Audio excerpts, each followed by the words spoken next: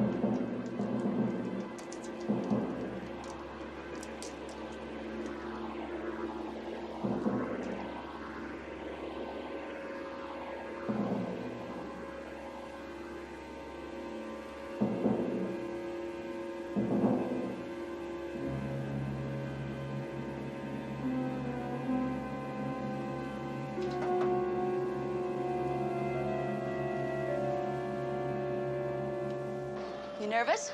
Nervous? Why should I be nervous? Just because Charlie Meridio's taking over first class for a private party? Who's nervous? Oh, don't worry about Charlie Meridio. He's no problem. All he wants is impeccable service and absolute obedience.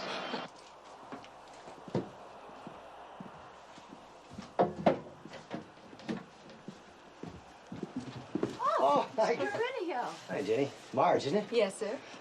Well, I was just making sure that I could be a generous host. Who's in your party, Mr. Meridio?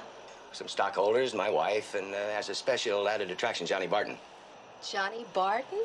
Yeah, he's the opening show in my new hotel. Oh, darn. We don't have a layover. Oh, I love him. So does everybody else. I'll take care of that. Well, 30 minutes. I guess it's time to get back to my guests. I'll see you later.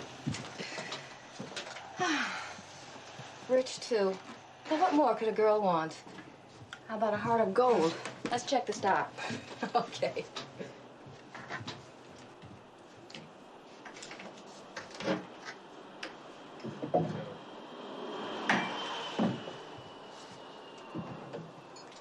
Ooh, looks expensive. Hmm?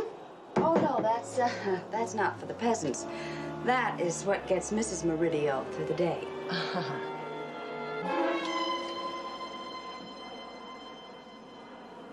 You've caught me walking out the door for 2 weeks in Hawaii. Let me assure you, Miss Hanover, I am not trying to dodge you. Next time we meet, you can interview me to your heart's content. Yes, that's a promise. Until then, aloha. Agatha! In here. My car here yet? Any minute now. It's supposed to be here 15 minutes ago. If it doesn't get here soon, I'm going to miss my plane. My, aren't we antsy? Well, I'm looking forward to this vacation. I haven't had one in 3 years. Yes.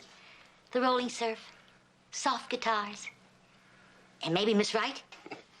This moment, even Miss Wrong doesn't sound bad. Commissioner, may I give you some advice? You're going to. Well, some people on vacation, they seem to lose their judgment, go crazy. You know what I mean? Oh, you know I never get a sunburn? No. I mean, like, sometimes they fall in love with somebody who isn't worthy of them. Maybe even a fortune hunter. No problem there. I haven't got a fortune. I think I'll wait outside. Have fun. Don't do anything I would. Have fun. Hey, Charlie, have a good flight, huh? Well, baby, here's to the Mile High Club. You are wicked, but I do prefer wicked to boring. Speaking of boring, here comes your lord and master. Global Airways Flight 246 for Sydney is now boarding at gate 36. Harry, good to see you. Just a beastie. Think you can slip the leash in Hawaii? Foolish man. Got to sing for your supper. There's always brunch. Well, maybe I can talk old Charlie into looking at some Siberian real estate. Patty. Global Like you knew Harry Court.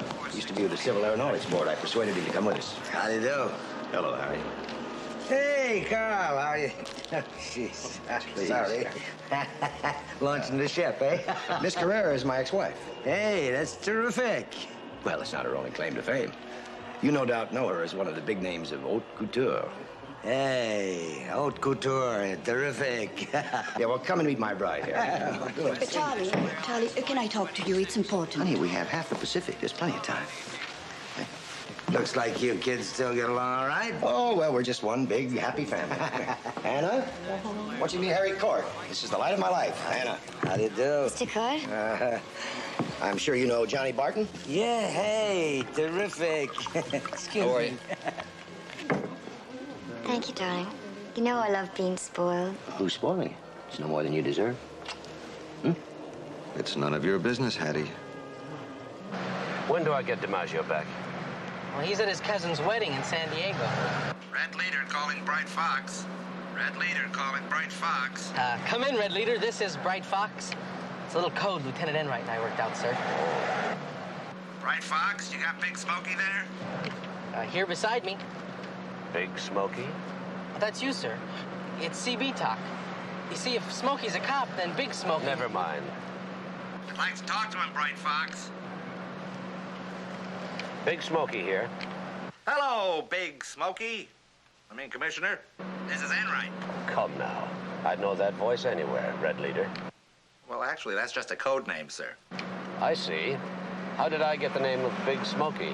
Well, actually, it's Smokey the Bear. You know, CB talk, like the truckers use when they spot a cop. An officer of the law.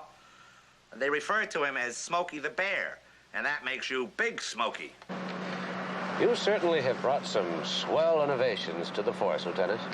Thank you, Commissioner. Actually, I just called you to wish you a very happy vacation in the land of the midnight sun, so to speak. That's very kind of you, Red Leader. But the land of the midnight sun is Sweden, not Hawaii. Oh, well, then the land of the setting sun.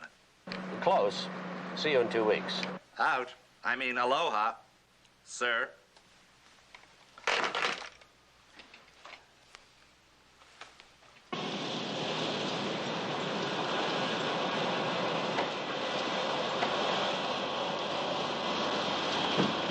You go ahead, Commissioner. I'll take care of the luggage.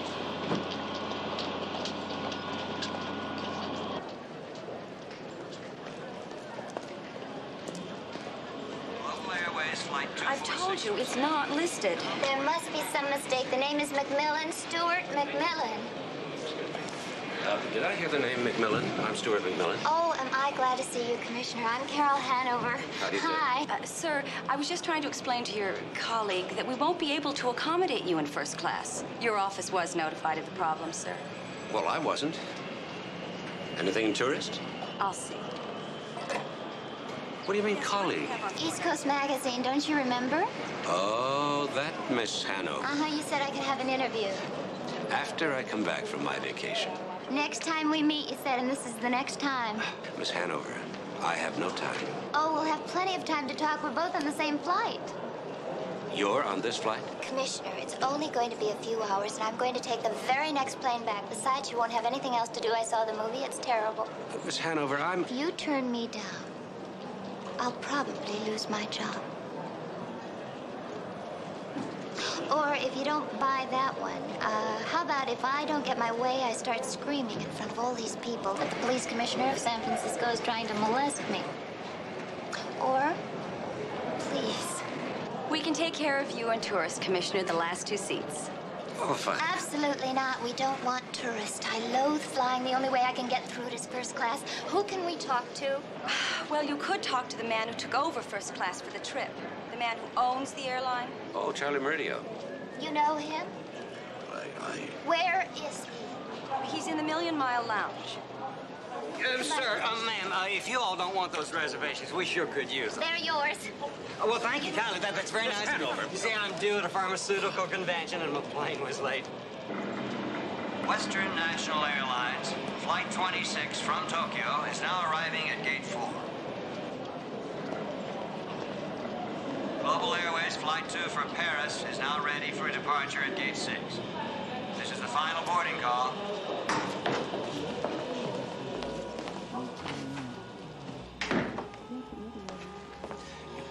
just barge in here? We just did. Which one? Sitting in the pit. Mr. Meridio? Surprise! Hey, Mac! Hello, Charlie. You old son of a gun. Look at what are you doing here? Well, he didn't want to tell you, Mr. Meridio, but we've just been bumped from first class and there are no other seats. Well, that's not quite true. Well, consider yourself bumped back into first class. I'll feel more secure with the police commissioner aboard. You'll be my guest. Join my little party. Thank you. Okay. There's Johnny Barton. He Oh, lives with us. excuse me. Well, business or pleasure, Mac? Vacation. 14 lovely days and 13 glorious nights on Waikiki. Yeah, well, I see what you mean by the glorious nights. She's taking the next flight back. I thought I'd earned them all. Come and meet the rest of the people. Is it number one? Honey? Do you think you'd... I'd like you to meet an old friend of mine, Stuart McMillan. This is my wife, Anna. Hello. I'm sure you recognize the ever-popular Johnny Yes, Barton. of course. Keep your seat. Oh, Stuart and his young lady are joining us on a You've met me.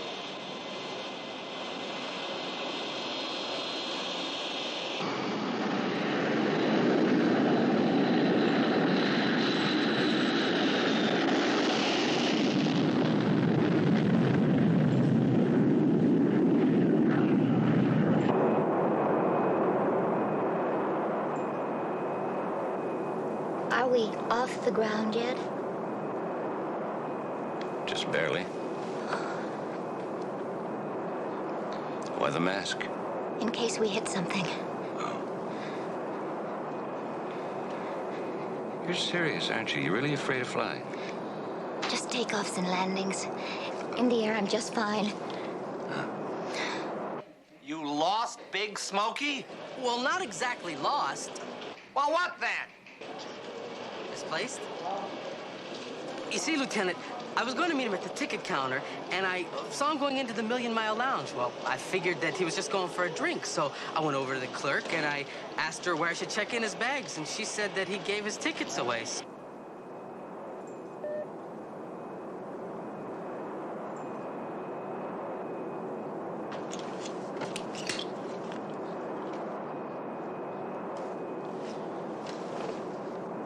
You can relax now. We made it. Oh, good. Well, let's get to work. You can get to work. I'm going to have a drink. Police Commissioner McMillan is a gracious host, man of enormous charm. Right after takeoff, he urged me to join him for cocktails and hors d'oeuvres.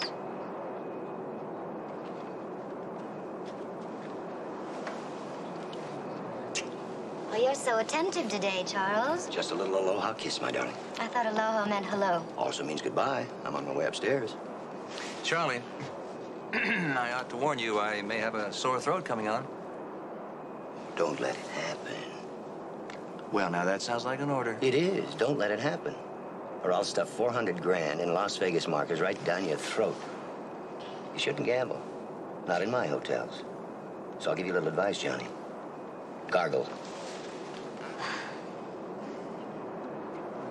How do you stand that miserable creep? Wine helps. And you.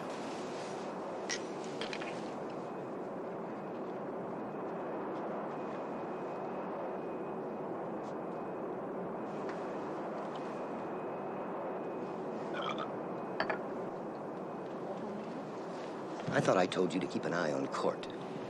He's too drunk and too dumb to be let off a leash. What's he done? Buttonholed a reporter at the airport. Made out like he was a key man in the company. Now, how is that going to look to the press when I just hired him out of the CAB, like I'm trying to buy influence? All right, Charlie, I'll keep an eye on Yeah, well, you do that. I don't like repeating orders, all right? Charlie, I want to talk to you. I know, Hattie. You want to tell me what to do? Well, I'm opening the hotel just like you wanted. It's not about the hotel. It's about you. About Anna. Hattie, on this trip, we talk business, and that's all. Now, excuse me. I want to talk to the police commissioner. Mac, would you like to join me upstairs? We got a lot of catching up to do. That's if you'll excuse us, Miss Hanover. Of course she will. But, Commissioner... Improvise, Miss Hanover. You'll think of something. Everything okay, Jenny? Fine, sir.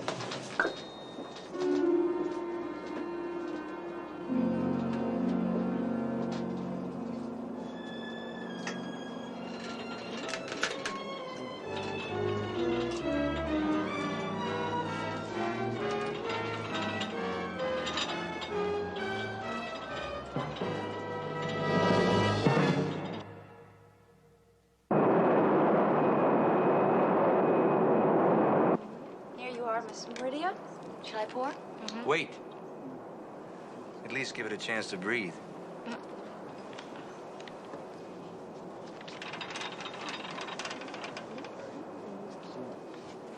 Have you, ever thought about making a change, Mac?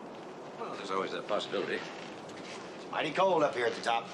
I could use a man like you. Somebody I can trust. Thank you very much. Glenn. Excuse me a minute, will you please? I'll be right back. Well, I hope you're having a comfortable flight, sir. Everything's fine? Need any help in there? Don't push me, Charlie. Come on, it's a joke, Glenn. You're getting so you don't know the difference. Look, I know the difference. Just let me fly the plane, and you jolly the stockholders. Well, you're the boss here. Nobody's questioning that. Well, how's everything at home? Melanie? I'm moving out. Is that what you want to hear? No, I'm sorry to hear that. Who's the lucky girl? Well, you'd say Melanie. Come. Captain Weiler. Excuse me.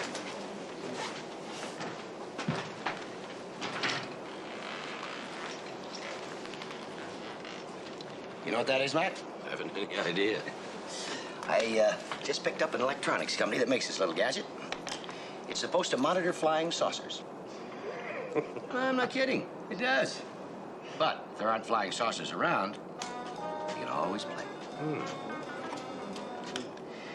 But this is going to be my bestseller, especially on Capitol Hill. You know what that is? It's a pipe. Wrong. It's a debugger. A what? A debugger. You see that right there? Now, you place this next to the lady of your illicit choice, and you'll never have to worry about her recording your indiscretion. People are going to stand in line for this one. Not too late, Mac. Hitch your wagon to my star. It's going to be the brightest thing in the sky. It's nice to know that you haven't lost your modesty, Charlie. Or your drive. Is it worth it? Yeah. Especially when it gets you everything you want. Hey! Old Charlie told me how much he pays for this French moonshine. For that kind of money, it ought to whistle the Marseillaise. Please, Mr. Curtis, breathing. Let it rest. Well, I can breathe without resting. Why not a $50 wine? Oh. You better fasten your seatbelt, Court. Rotten flight. If I was still with the CAB, I would complain to myself.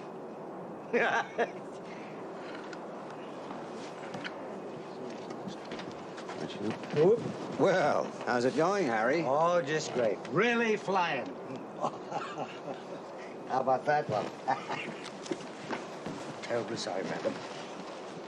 One thing about my divorce, when I'm not with Charlie, I meet a better class of people.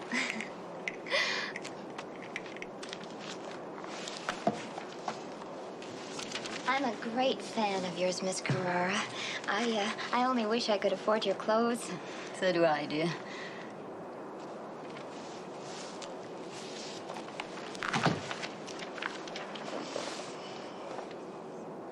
Did you get your start in fashion by marrying Mr. Meridio? No, darling, Charlie didn't launch me. It was the other way around. Oh, really? You know, that would make a fantastic idea for a story. A woman clawing her way to the top of her profession while supporting a man Sounds fascinating, darling. You will find someone else to write it about? Hattie Carrara, armored for survival. Come along, Snoopy. She isn't house-trained yet. I wasn't being stupid, Mac. I had this wonderful idea for a story. We're crashing. Relax. I'll be all right. If you'll sit down and be quiet, we'll be just fine. I need a drink of water. How about another drink? Oh, please.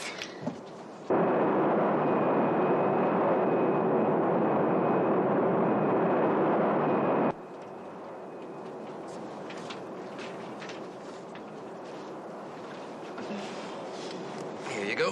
Thank you. It's getting bumpy. Oh!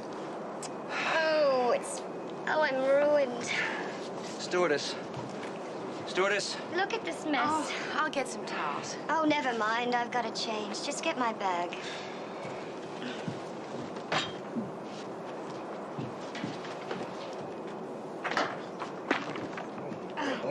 Would you please get out of the way? Looks like that wine breathed all over you. Excuse me. Mr. Meridio, your bag.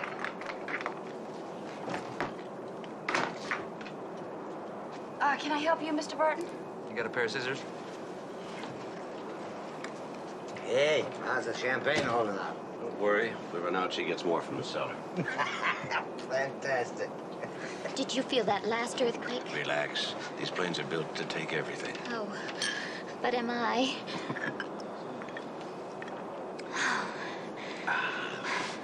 Oh, this is silly. It really is. Now, I am here to get a story, and we might as well get on with it.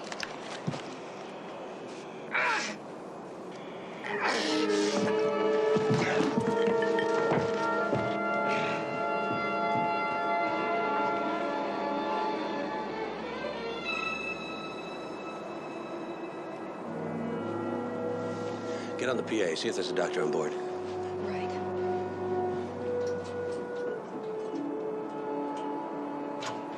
Len? A passenger just collapsed in first class. It could be a heart attack. SFX, this is Western National 419, over. This is SFX. Come in, 419. SFX, we have a medical emergency on board. Please stand by. SFX, standing by, 419. Keep an eye on it, will you? No doctor on board, sir. Let me take a look.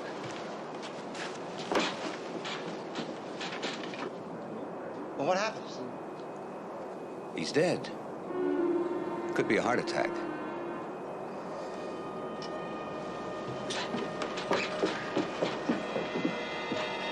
Would everyone return to your seats, please? Please, thank you very much.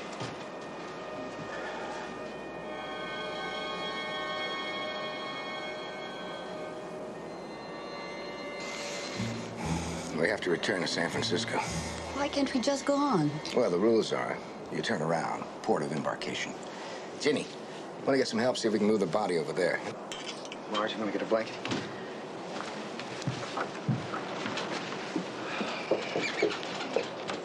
I need a drink. Did you drink all that? No, I didn't drink any. One glass spilled all over me, don't you remember? Well, it's half gone, baby. Somebody drank it. Well, I didn't.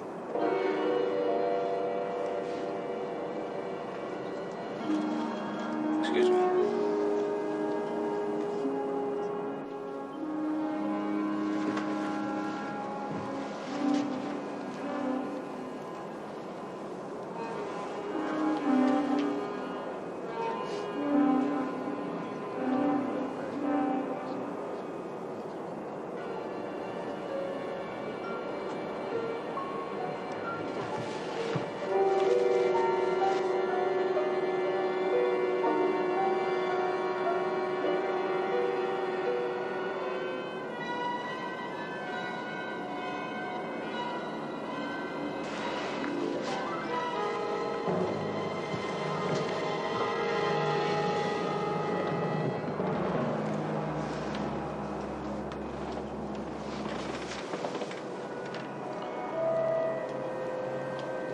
Say, do you remember that fellow back at the ticket counter? The fellow you gave our tickets to? Yes? Wasn't he a pharmacist? He said he was going to a pharmacist convention. What's happening? Is something wrong? No, nothing's wrong. We're heading back to San Francisco. Because of what happened? Mm-hmm. There. We're safe now. Are you all right? Sensational. Would you do me a favor? Would you go back and see if you could find that pharmacist?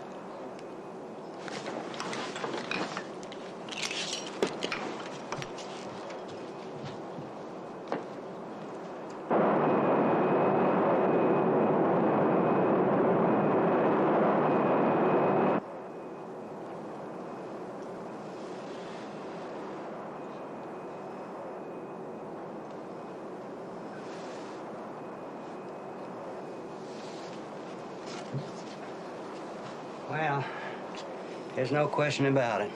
Bitter almonds. Bitter almonds? This doesn't smell like bitter almonds. Oh, you'd never smell it in the wine. It has to come into contact with animal tissue, like human flesh, before it takes on the smell of bitter almond. Of course, I can't be absolutely certain. I have to make tests. Well, thank you, Fred. Well, that's all right. You've been very helpful. Oh, thank another. And I'd appreciate it if you wouldn't mention this to anybody. Oh, well, of course not. I understand things like this. I was with the coroner's office. Oh. Well, thanks again, Fred. Anytime. Oh, if you need me, I'll be in the rear of the plane. Thank you so much. Mac, what's all this about bitter almond? I thought everybody knew.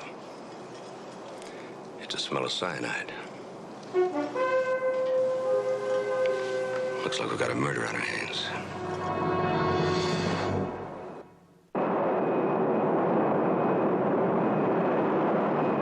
Cyanide? I'm almost certain. And it was found in your wife's bottle of wine. Oh, you mean somebody's trying to kill Anna? Who? Why? You and the flight crew are the only one with alibis. Everybody else had access to that bottle. Look, will you try to clear this up before we get back to San Francisco? I mean, the newspaper's going to have a field day. I'll do what I can. Well, I've radioed ahead to have the police meet the plane. I've asked Mac to start an investigation here with your approval. I'll cooperate in any way I can. Well, for openers, I'd like to check through the carry-on luggage. All right, I'll have my co-pilot help you. Brad, we'll go give the commissioner a hand. He wants to check the carry-on, huh? Sure. It may not have been a heart attack at all. There's reason to believe that Harry Court died of cyanide poisoning.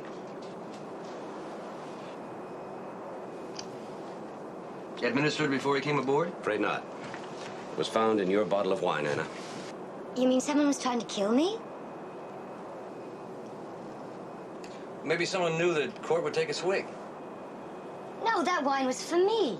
And you were by the bottle. You must have seen who fooled with it. It wasn't standing guard, Anna. As it happens, everyone in this section had access to the wine. Well, I never went near it. Neither did I. I just never thought of it. You'd like nothing better than to see me dead. Anna, come on. Oh, maybe it was you, my sweet. Well, as it so happens, it couldn't. I was upstairs with Mac. I'm afraid it's going to be necessary to search all carry-on luggage. The stewardess will collect your... Your correspondent interviewed the commissioner as he solved the sky-high murder of Harry Court. Oh, Gotcha.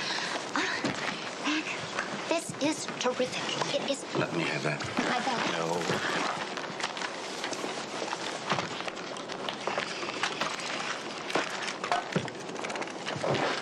Mac! Can I help? Yes. By staying out of my way. Down, Miss Hanover, down. The captain said you wanted to see this commissioner. Oh, yes.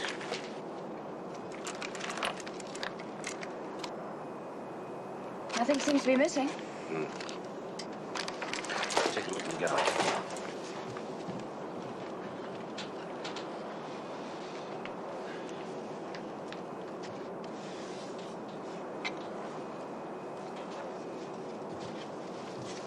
Hello, Marge. Hi. Hi. Hi. The commissioner said I might give you a hand. If you like. Like, I'd love it. This could take till Christmas.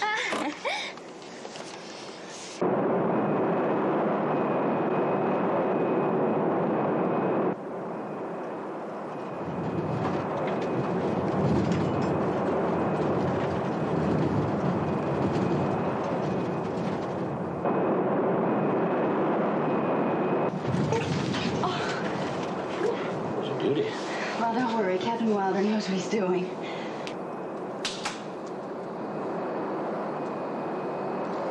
Got a problem, Skipper. Was it gear? Must be a short in the circuit. All right, try the backup. Nothing. SFX, Western National 419. This is SFX. Come in, 419. We have an electrical problem, possible gear malfunction. Stand by. Roger, 419. Well, let's try the manual.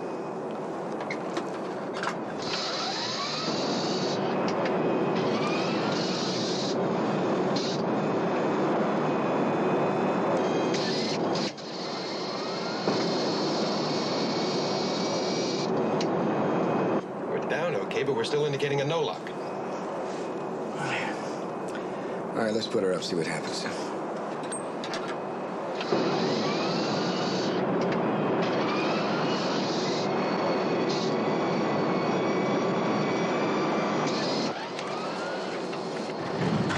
Did we hit something?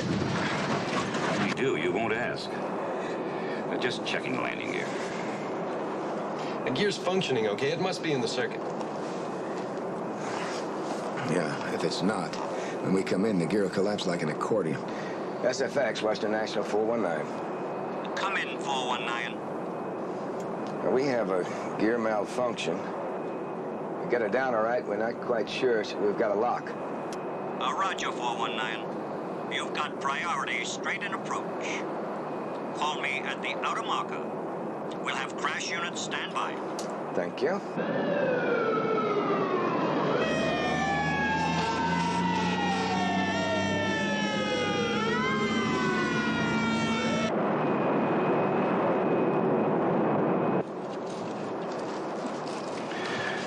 We found something, Commissioner. We found something? Which bag? This bag.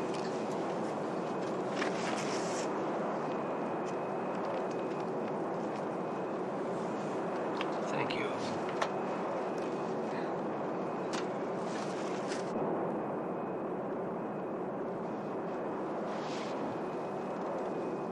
Any progress? Yes. This. What is it? Cyanide. It was found in your bag. You're kidding. I've never seen this thing before in my life. Look, Commissioner, why would I want to kill Anna? I adore her. We're the best of friends. It was in your bag, Mr. Barton. Well, you may have found that thing in my bag, but I didn't put it there. Okay. Just stay close to your seat. Don't worry, I won't leave the plane. Where's Jenny? Mr. Meridio buzzed her. Oh, she said you were looking for this cork. Oh, yes. Thank you. Where do you keep the trash? Right here. May I take a look? Sure.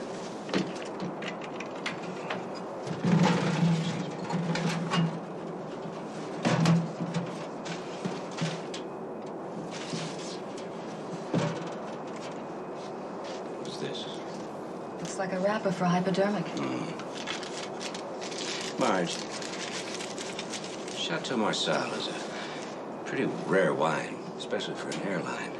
How does it get on board? As far as I know, sir, the in-flight caterers handle it, along with everything else. Except I'd sure hate to be around if they forgot Mrs. Meridio's wine. Why? Mr. Meridio, he's a real stickler for detail. Like today, he was in here checking supplies before anybody else was on board. Thank you, Marge. Ladies and gentlemen, may I have your attention, please? This is your captain speaking. We ask that you return to your seats immediately and fasten your seatbelt. We are approaching the San Francisco airport. There's a possibility of a landing gear malfunction. We ask your cooperation. Thank you.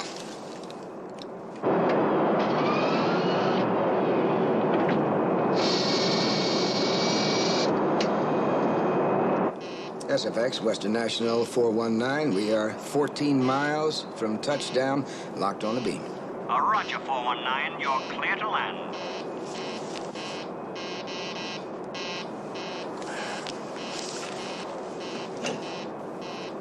Ladies and gentlemen, this is your captain again. We are on our final at San Francisco International.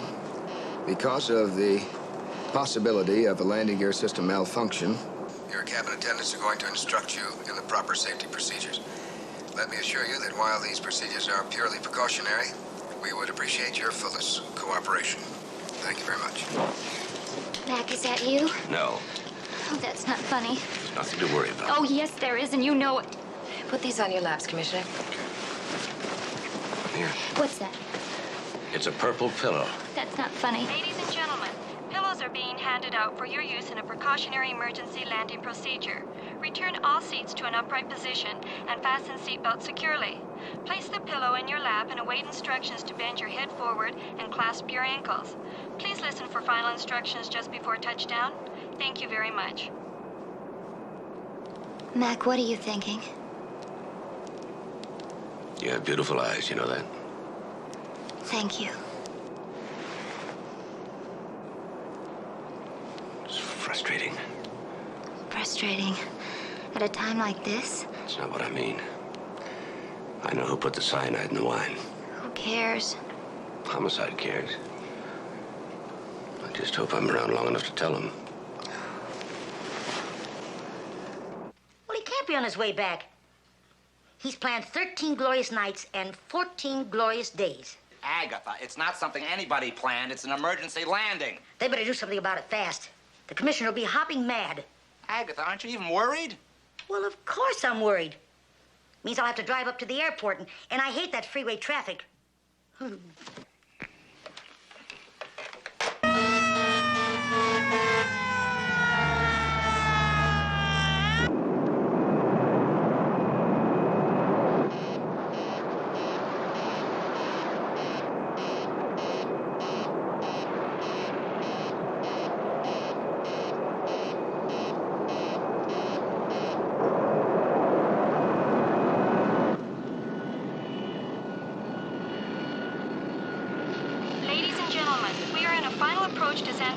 Airport.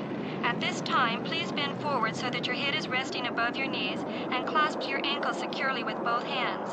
Please remain in this position until instructions are given to return to an upright sitting position. Thank you very much.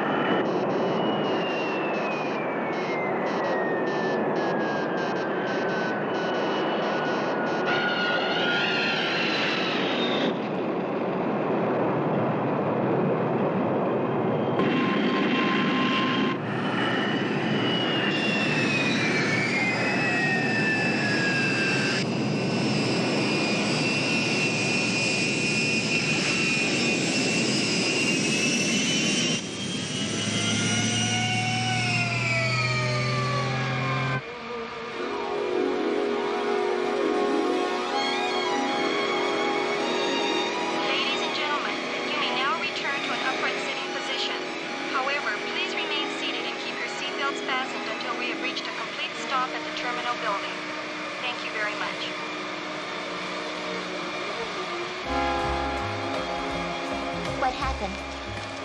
Well, offhand, I think we made it. We made it. We made it. We made it. Something to be said for emergency landings. I'll be right back. You didn't tell me who did it. I know. Commissioner, take your seat, please.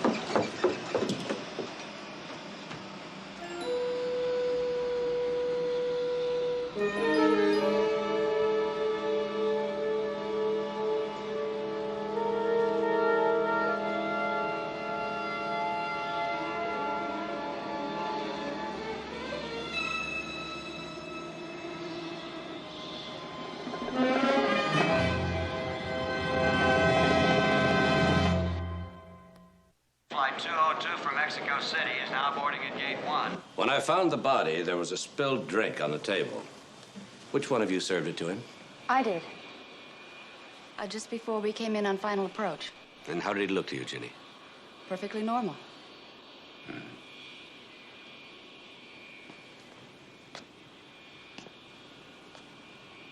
Did anybody else visit Meridio in the upper lounge?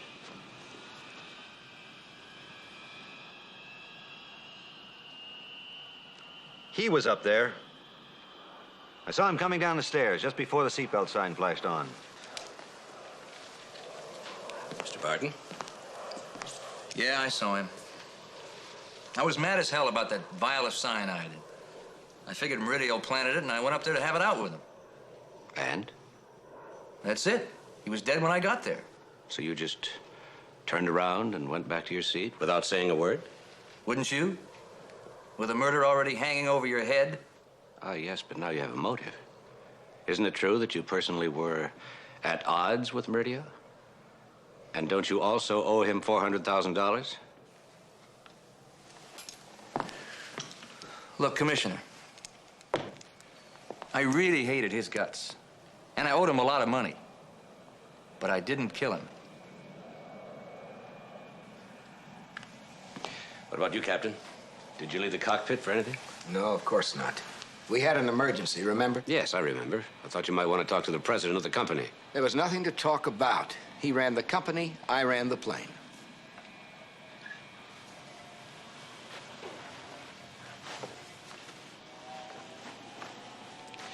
Mrs. Meridio, anything?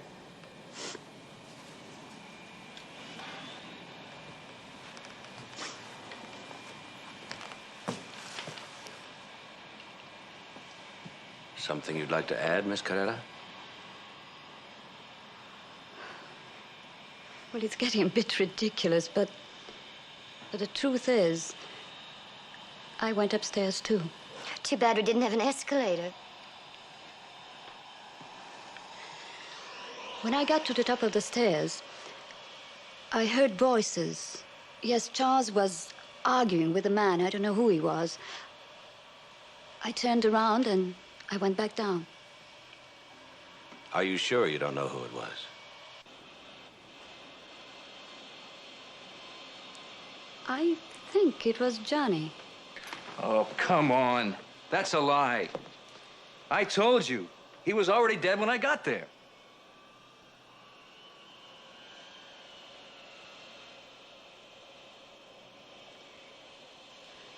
Well, to be fair, Commissioner, I'm not certain of the voice.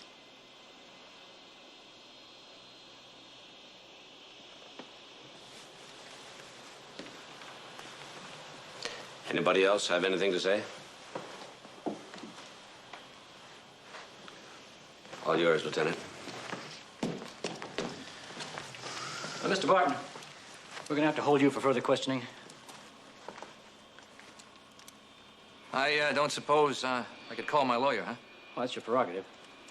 Thanks. The rest of you are free to go, but just so we understand each other, don't anybody leave town without talking to me. Oh, I'm scheduled to take the same flight on Thursday, Lieutenant. Well, check with me first. Commissioner! Oh, good work. Where did you find the luggage so fast? Just have to know your way around, sir. Oh. And right here? No, sir. He got called away. Robbery on the south side. Oh. He said to tell you welcome back in one piece. Oh, and Agatha's on the way. I guess she wanted to pick you up herself. Oh. All right, put the luggage over there. You and I are going to check something on the plane. Right, sir. Hello. Oh. Hello. You were a pretty cool cat on that plane. Especially figuring the whole thing out. It'll make terrific reading. I'd like to read it. I'd like to know how I solved Meridio's murder. What are we checking out on the plane? We are checking out nothing. You are going on your merry little way. Oh, that's unfair and unappreciative. I'm the one who found that vial in Barton's overnight bag. While conducting an unauthorized search. That's a technicality. It's results that count. It's obeying orders that counts. Yours is to wait outside, where, if you are a good girl, I shall pick you up in 10 minutes, buy you a drink, and then extend myself to the point of dropping you off at your hotel. Deal.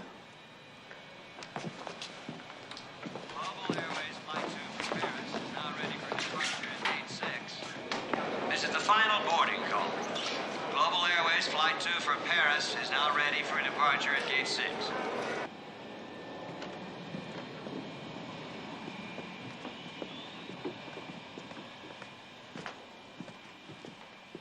Hey, Commissioner, you sure had a close call on this thing. Just your average vacation. Find anything? Nothing you wouldn't expect. Excuse me.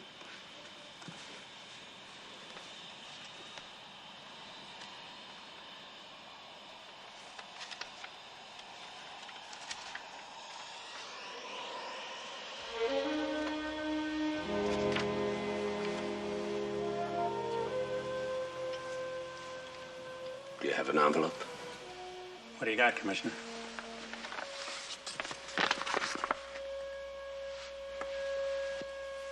Here, use this, Commissioner.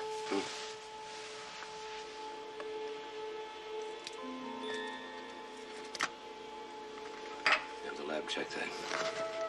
What do you want to know? The flavor? With any luck, there's a fingerprint on it. Come on, fellas.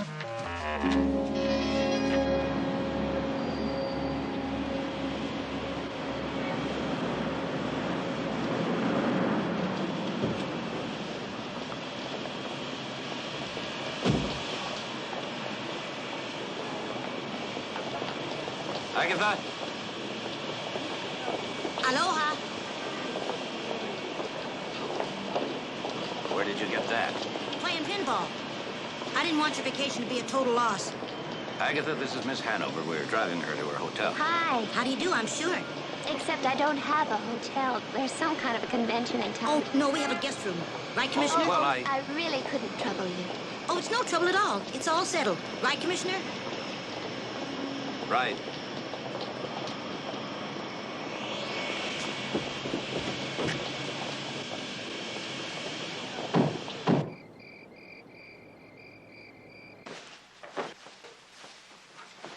You're a sweetheart, Agatha. Speaking about sweethearts, do you have one? No, why? Well, I was just wondering. Neither has the Commissioner. Anybody decent? We're all nude in here, but come in anyway. Promises, promises. Well, I didn't promise anything. Flirt. Steaks okay? Perfect. Well, have a happy. I'll see you 2 in the morning. Well, I was going to put one on for you, too. Oh, no. I've got a heavy date. Rare? Rare? I could go out every night if I wanted to.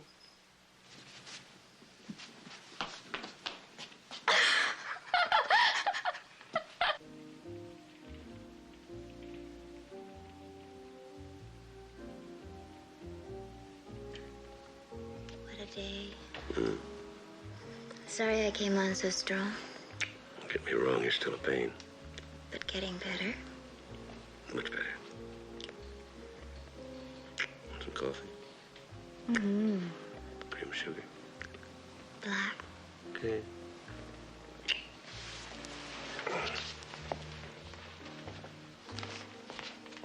Matt, Hmm? who do you think killed Meridio? One of his enemies. Which could be just about anybody. But you did find something on the plane, didn't you?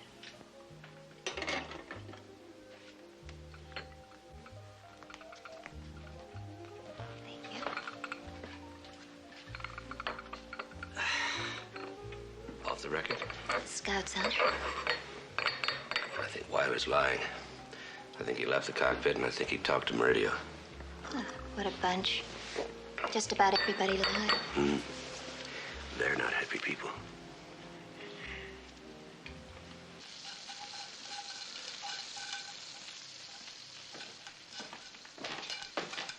Carol up yet?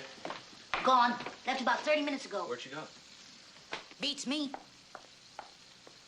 All I know is she looked very bright and chipper. Just like somebody who had a very pleasant evening. Here we go again. The Spanish Inquisition. Lovely girl. Lovely, young, single girl. You made your point. Did she, say anything? All she said was she had a lot of things to take care of. She'll call you later at the office. Oh, lovely girl. Okay, okay. L'amour, l'amour.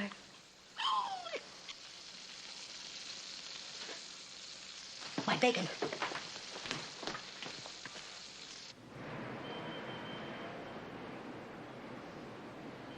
You were right about Harry Court, sir. It was cyanide poisoning.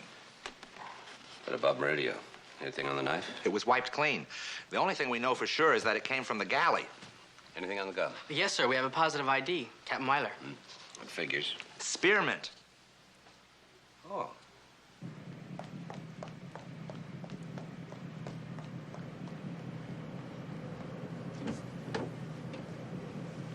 Take me back to the city, please.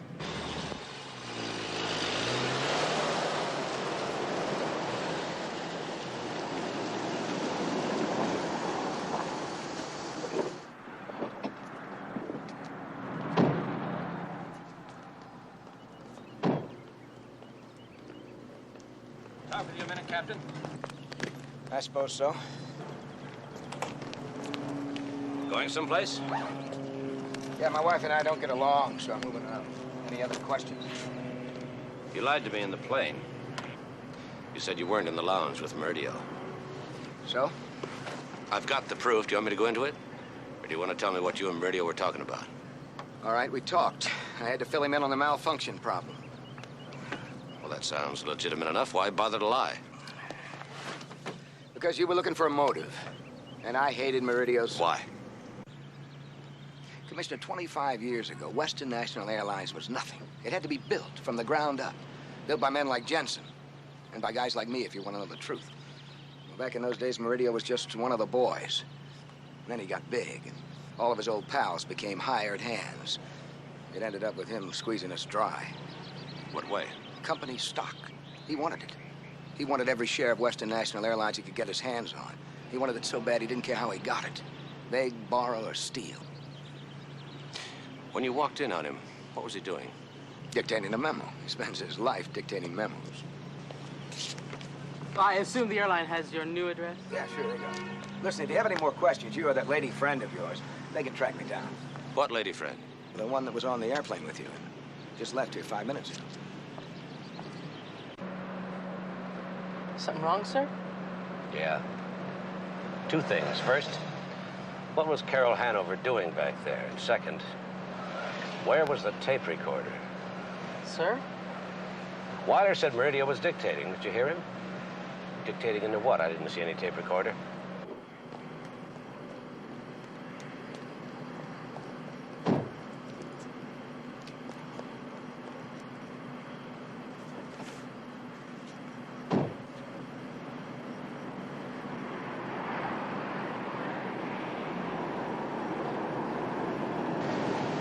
Isn't that Miss Hanover, sir? Carol!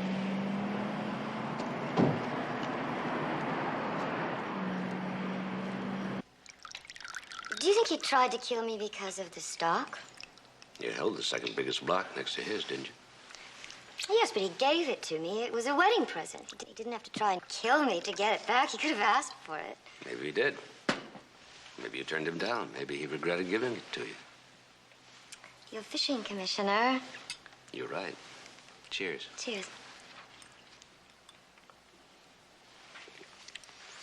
Maybe it wasn't the stock. Maybe he was jealous. Well, I suppose Charlie had reason to be the least little bit annoyed with me, but he knew that I had wandering habits, and he knew that I liked attractive men.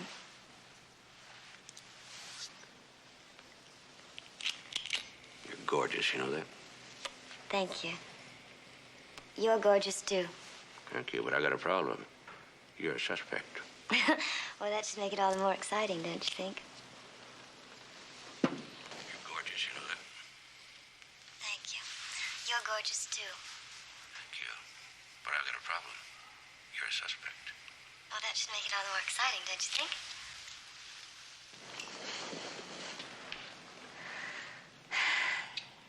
One of Charlie's new toys? It's from the electronics company he bought last month. They put, mini tape recorders into everything. Everything? Even a briefcase? Yes, Charlie had one built right in. Thank you for the wine. Are you leaving? Maybe I should come back another time when you're not so grief-stricken.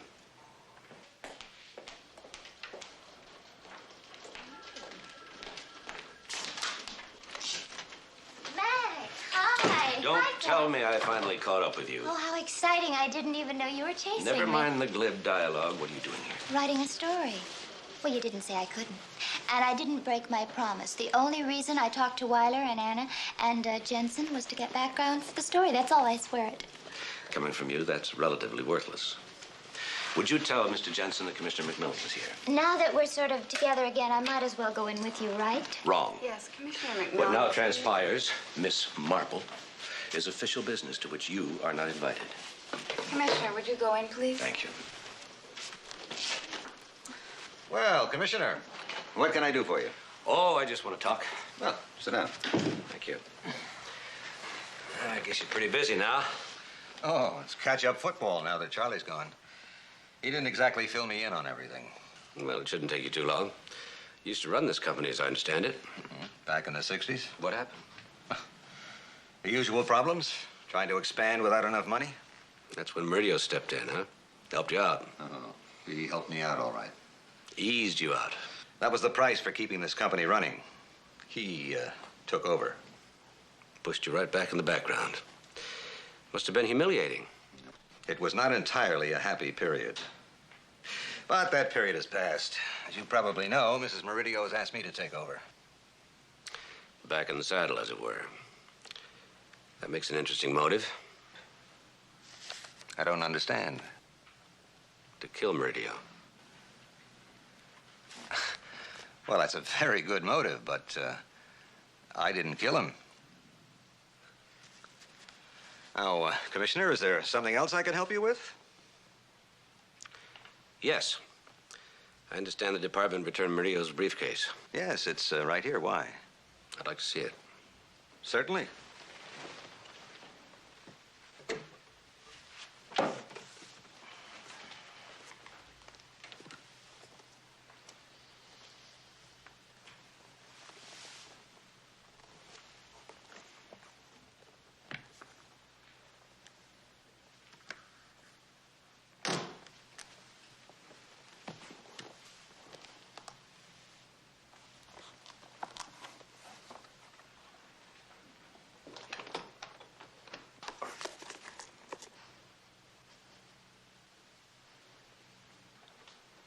What are you looking for?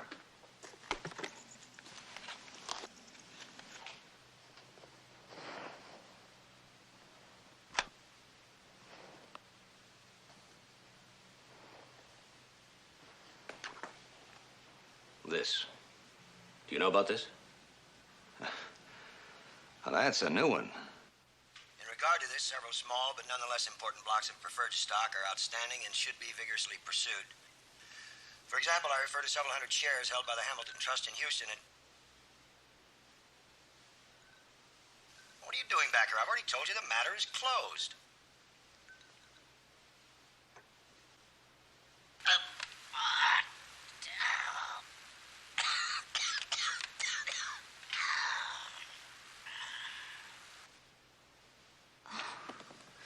How terrible.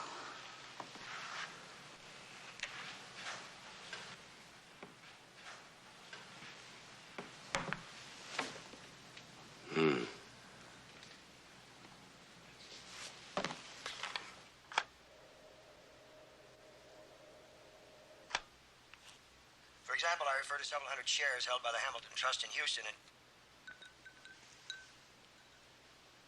What are you doing back here? I've already told you the matter is closed. That glassy sound. What do you suppose it is?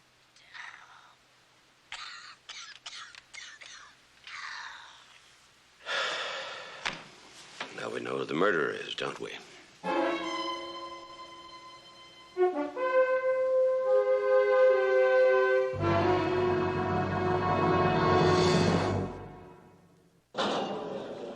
Global Airways Flight 246 for Sydney is now boarding at gate 36. Global Airways Flight 246 for Sydney is now boarding at gate 36. Western National Flight 202 for Mexico City Is the crew on board yet? Yes, sir. We'll be announcing the flight in about 20 minutes. I'm Commissioner McMillan. Official business. I'd like to go aboard. Of course, sir. Go right ahead. Go. Carol, That's not we fair. made a deal.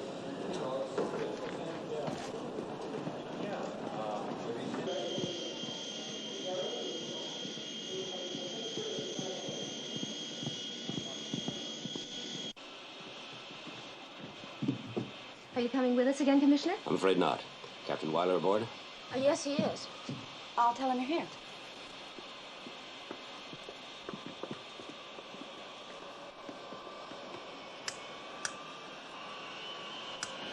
Glenn, Commissioner McMillan's here. He wants to talk to you.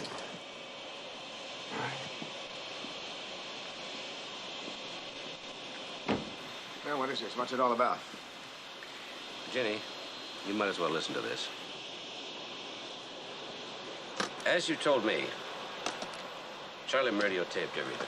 Business memos, office correspondence, personal conversations. Yeah? He liked gadgets, so I guess he was particularly fond of this one. It was here in this lounge. He was stabbed. Look, Commissioner, I've got over 300 people waiting to come on board. I mean, what's the point, eh? Those people can wait. After Harry Court's death, Meridio came back up to this lounge and stayed here the rest of the flight. During that time, by their own admission, 3 people came to visit him. Barton, who claimed he was already dead, Ginny, to bring him a drink, then you, to discuss your emergency situation. Is that correct? Yes.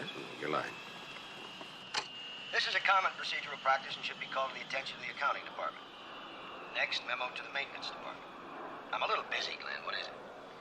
Well, we've got a possible gear malfunction, Charlie, probably in the circuit, but I can't be sure. That's why you cranked the gear. Well, I think it'll hold all right. It's not why I'm here. It sounds to me more like you want to talk $150,000. Look, I can't come up with all of it. You gotta give me more time. No, I don't. That's what this is all about. One promissory note right here, due and payable on the 1st. Now, that's 1 week from today.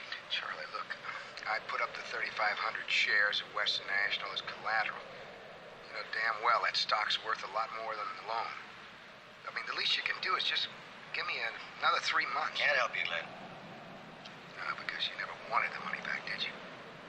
You knew I'd need more time. All you ever wanted was a stock. I need it, Glenn. I need every share I can lay my hands on. I've got a stockholders meeting coming up next month. Sure, and that's when you're really gonna take over. After that, you won't be answering to anybody. You've got it. I want to see you dead, Charlie.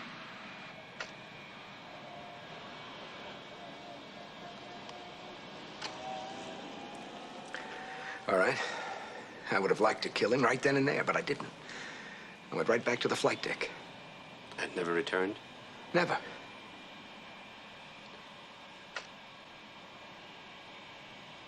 And the Fair Plan holdings will be a cinch.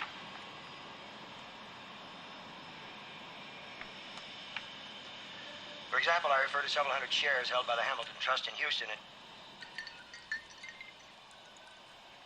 What are you doing back here? I've already told you the matter is closed.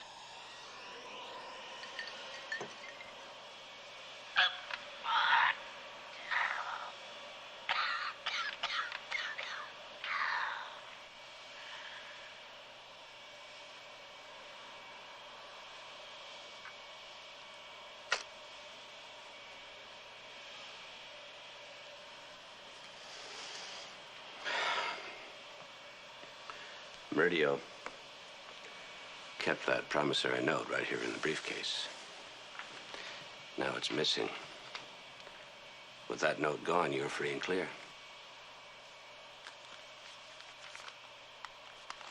Are you sure you never returned? No, never. One more thing. When you got to Honolulu, you were going to quit the airline and continue on to Tokyo as a passenger. You and Ginny.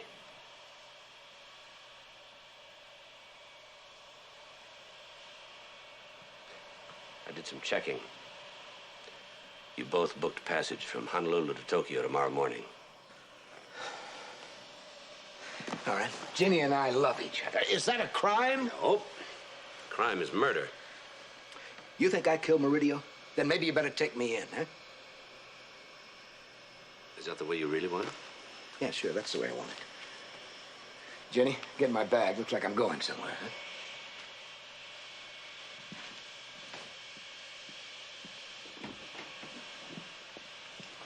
Stop protecting her, Weiler.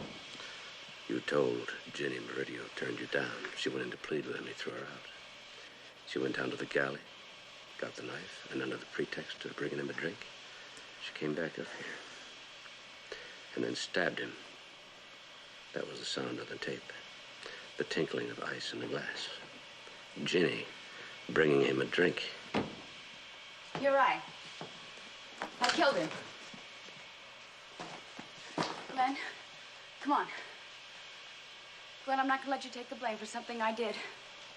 Come on. Come on, Glenn, we've got to get out of here. Ginny. Glenn! Please!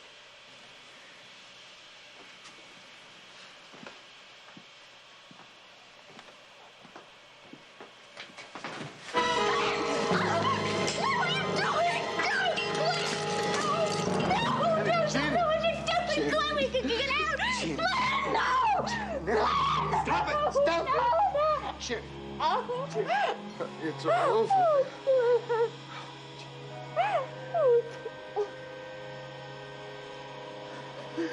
I had that gun for hijackers. All right. It's all right.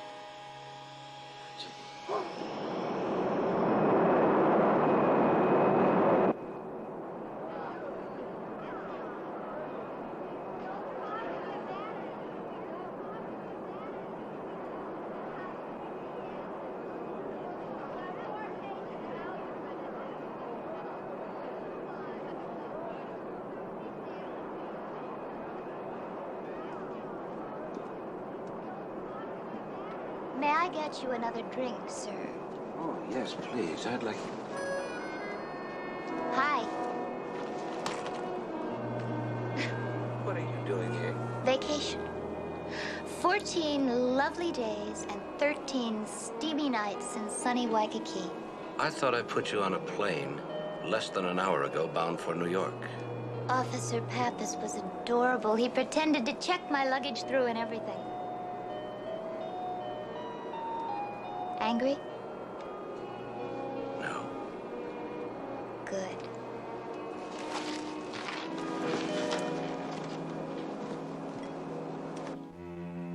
I don't believe it. How did it happen? I don't know, Lieutenant. I guess he's gonna be pretty annoyed. I guess both of them are gonna be pretty annoyed. Now, let's get this vacation started right. I would like one of those deadly, exotic, tropical drinks. Oh, let's see. Oh, yes. How about one of those passionate virgins? Yeah.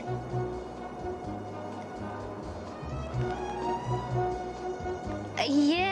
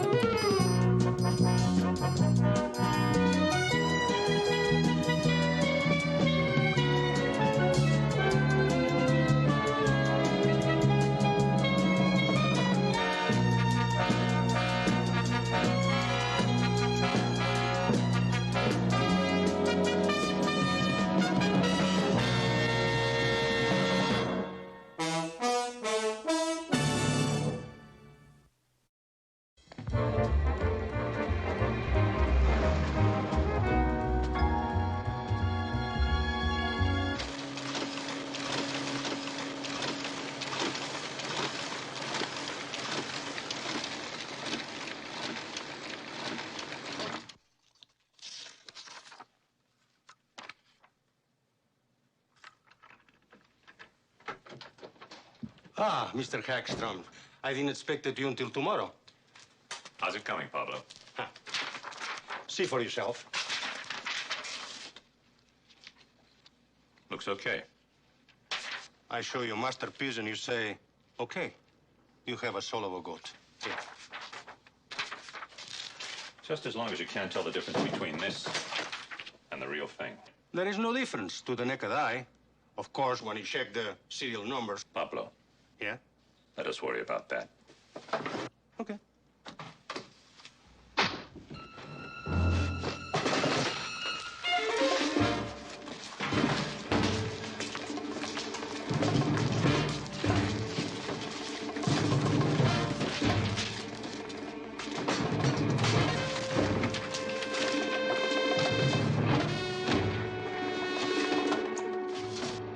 Central. I appreciate that information. Yeah, you've been a big help. 10-4. The night watchman found him, Commissioner, around 6 o'clock this morning. Medical examiner figures he's been dead maybe 2-3 days. Pablo Javier and I go back some 10 years when I nailed him for printing up no good mutual tickets. What's the connection? You two didn't bring me down here to look at a small-time forger. No, sir, but do you remember the murder of Ito Mirabushi last December, sir? Remember, I thought the Emperor was going to come down himself and take over the case personally. Well, sir, we just got a ballistics match on the... Already? That was fast. Yes, sir. And the same gun that killed Mirabushi also killed our friend Pablo here. Well, I thought Mirabushi's death was a simple mugging. What about... Well, you can leave out robbery in this case, sir. Pablo still had his wallet on him, and it contained almost $300. Real money?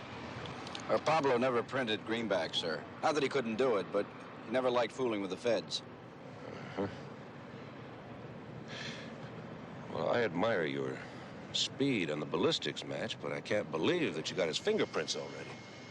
We didn't, sir. Well, there's ink on his hand.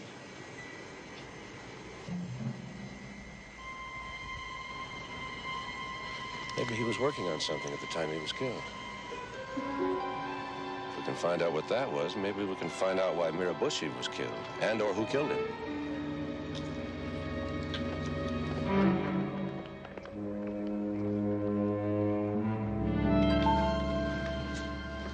Good morning, Commissioner. Morning, Dave. Anything for the rumor, sir? Of course. You want to tell me about it? What rumor? The chain. The human chain. The pollution freaks are going to line up across the Bay Bridge and at 5 o'clock. Oh, that's news to me. What are you planning to do about it? Well, we'll send him some units. Commissioner. What is it? Commissioner. But if it's a peaceful assembly. Commissioner, I have to tell you something. Is that all? No, there's more. But you just can't arrest people for demonstration. Arrest? Are you kidding? A handful of kids against thousands of hot, sweaty commuters? We'll just try to prevent a massacre. Commissioner, Mrs. McMillan is waiting in your office. Oh, thank you. You know, you really ought to do something about that cold. I am upstaging. You got all that? Hi, Sally. Stuart. Mother. Oh, you're looking wonderful, Stuart, considering your age. And you've grown, too, haven't you? Either that, or I've shrunk. Oh, Mother, I'm sure you haven't. You never can tell. I met this adorable plantation owner in Caracas. Bananas, I think it was, or was it coffee beans? Mother. Carlos, a dear man, but I towered over him. He was a little in love with me, but I never really could think of him in that way. And then one night, the drums began beating in the jungle, voodoo drums. And the next day, there was Carlos looking down on me. Mother. Now, maybe he stuffed paper in his shoes, but if you ask me, those drums were aimed at me. Mother, forget about the drums. Now, why haven't you called or written? But I did, last week. Now. No. Last week, I was in Marseille. They had that terrible problem with the telephone company. Look at this. Mac, you've done so well. But I intended to write, and that's practically the same thing. Practically. Now, don't keep me in suspense any longer. How is the baby? Oh, he's wonderful. Boy or girl? Mother, I just told you. I can't wait to see him. And his mother, too. Of course. Yes, of course. Now, don't be critical. After all, I am your mother, and the least you could do is to pretend to be glad to see me. But I am. You and Sally never write. We never know where you are. Well, I'm right here. And that's wonderful. Well, of course it is, because I'm a wonderful mother. Now, you needn't worry that I'm here to stay. This is a very short visit. Oh, no. This time we're going to spend some time together. Oh, Stuart, I have to tell you about your sister. Megan? What is it? I don't quite know how to tell you, but Megan is getting married. Married? But... Well, I mean, she's only a child, yes. It's my first reaction, but Stuart, really, she's 27 and well past time. She had a life of her own. Traipsing around the continents with an old woman may be all right when you're 16, but enough is enough. Anyway, Randy is just a darling boy. I know you're going to love him. Wait a minute now. You mean Megan and this boy are here in town? Yes. Yes, of course. McMillans have been getting married in San Francisco since the days of the gold rush. These two are not going to be any different. But who is he? I mean, what do we know about him? Well, they met in the Virgin Islands about 5 months ago. His name is Randy Newmark, and he comes from one of the finest families in Rochester, New York. He's just terribly bright. He's a fine mind for business. I just know he's going to be a millionaire before he's 40. And I just knew that if there was anybody smart enough to jump at a chance like this, it'd be you folks here at Tamco. Newmark, Trans-Alaska mining success speaks for itself. Now, just what is it you're proposing? Yes, sir. Well, Mr. Kovacs, like it shows here on the map, you've got about 200,000 acres of abandoned gold mines and silver. You know, sir, with the price of gold and silver going up the way it is, it certainly does pay to go back in there and start digging. Now, you didn't come in here to explain to me how we run our operations, No, did you? no, sir, I did not. I came here to talk to you about people. Yes, sir, people. The backbone of a company. But, sir, in order to keep them productive, you got to keep them happy. Now, I know you're going to have about 1,000 employees up there by the end of the year. And that's why I figured, well, sir, you just got to have a country club. Country club? Yes, sir, with a golf course and a little spa. Now, that's why I bought this little piece of land. It's not very big. It's only about 1,000 acres, but, sir, it's got genuine hot springs on it.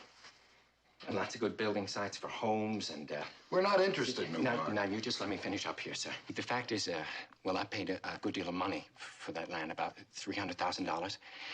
And I owe about another $500,000. Now, that's why I thought that maybe you could put up the rest of the money, just as a sort of loan, you understand? And I could give you, 10% of my operation once I get it going. Now, I have some plans here that show the layout of the golf course and the Newmark, save your building breath. sites for the home. Save your breath. Look, let me explain something to you. We don't need your little 1,000 acres if we were going to put up a recreation center, which we are not. Secondly, for this kind of money, we would demand at least half interest in your development. Half? Half. Oh,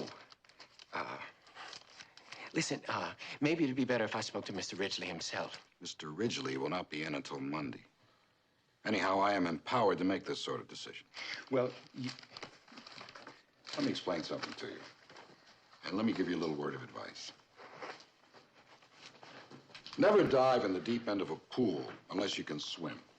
Now, you're in over your head. Cut your losses. Get out while you can. A written proposal. Now, I could Don't waste your time. I see. Well, Mr. Kovacs, it certainly was nice to meet you, and if you should change your mind, I've left my phone number with your secretary. Fine. Have a nice day now. Thank you very much.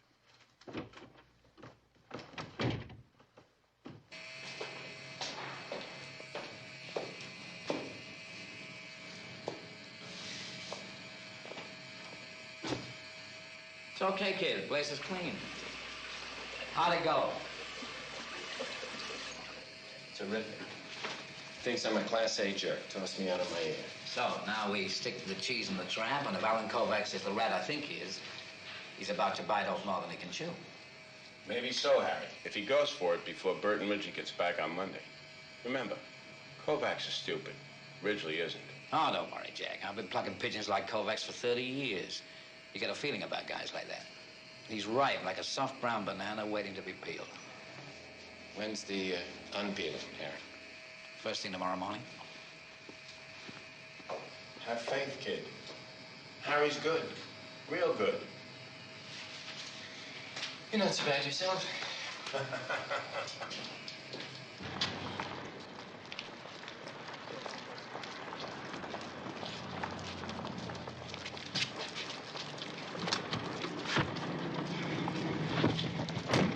Hi.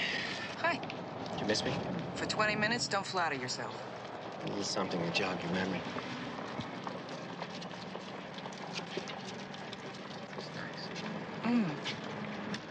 I don't think my memory needs any jogging. How'd it go? Oh, I don't know, Megan. I don't think it's such a good deal. Really? Everybody's making so much money with them. Didn't you say that Howard Wilkins doubled his investment in 90 days? Sweetheart, believe me, I think we're going to be much better off with a condominium in Hawaii. It's a lot safer. Safe? If the Wright brothers played it safe, we'd be rowing to Hawaii. Would you like to drive, woman? Yes, sir. We're gonna be 15 minutes late already. Mustn't be late for the in-laws. You're really gonna like my brother. Oh, I'm sure. You're a lot alike, you two. Anyway, he's probably not even at the restaurant yet. He's probably down at City Hall talking with the mayor. Mayor? What is he, a politician? Didn't I tell you? Mac's the police commissioner. What about the ink on his fingers? Well, sir, it looks like Lieutenant Callahan was right. Whatever Pablo, what's-his-name, was printing, it wasn't U.S. currency. But he was working on something. Well, sir, about 6 weeks ago, he took a basement office on Calaveras Avenue, and he paid for it in advance in cash. And he moved in this printing press. But there's nothing there now, sir. The place has been cleaned out. Where is he staying? We're checking that out now, sir. Okay, keep at it. Sally, where have you two been? I've been trying to track you down all afternoon. Oh, dancing at the Escudero, lunch at the top of Mad Impetuous Day. We've been shopping. Commissioner, could you take one of these? My good knee is going. You know, why didn't you tell me you were going to be home? I never would have hired that babysitter. Do you know what they're charging The these days? babysitter is gone. We have company. Wonderful. Who? Family company. My mother's in Houston with Uncle George. My family. Your family? My family. Sally. Sally, dear. Mother McMillan. Oh, gosh. This is a surprise, dear? It certainly is, dear. Oh, you sweet, precious thing. Let me look at you. Heavens, I'm so jealous. You look so young. And just having had that superb little fellow up there, you must tell me what you use. And I suppose this is Muriel. Mildred, Mother. Oh, Mildred, of course. I've heard so much about you. Tell me, the Stewarts still leave his shorts under the bed? I wouldn't know, Mrs. McMillan. I try to go under the bed as little as possible. Mildred, why don't you beat it? Aha, my very thought, Commissioner. Well, here we are. How long has it been since you two have seen each other? Oh, must be 6 years. 2 months and 14 days. Now, isn't that precious? I wasn't sure you'd remember. Well, that was the day that Mac and I got married. Oh, has it really been that long? Well, Sally, I know you'll be so happy to know there's going to be another wedding in the family. Mother McMillan. Please, Sally, darling. Just Beatrice. You make me feel like Grandma Moses. Well, you've been alone too long, Beatrice. Oh, heavens, no, not me. No, indeed. No, 23 years with Stuart's father was marriage enough for anyone. No, I mean Megan. Meg? Did you hear that, Mac? That's fabulous. Yes, I heard that. If I'm going to make another meatloaf, I have to go get some more hamburger. Hold it, Mildred. Forget the meatloaf. I made a reservation at the Lobster Trap, and we're late already.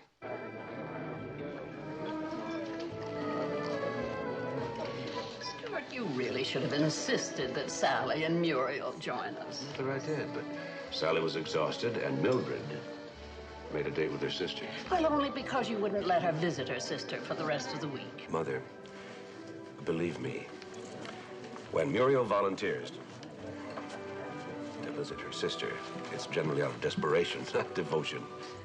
Oh, I couldn't. Not on top of the bourbon. Burgundy, Mother. Burgundy?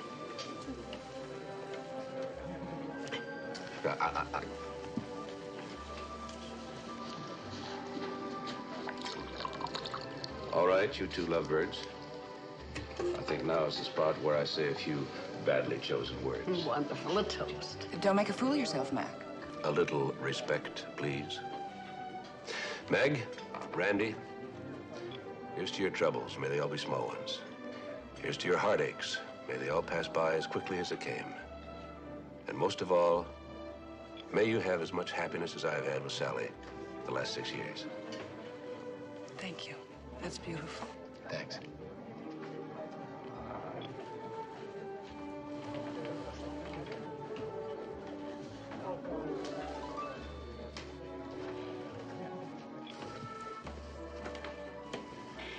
Well, dear, I think it's time we retreated to the powder room. Don't worry. Your brother doesn't get vicious until the stroke of 12. Don't count on it.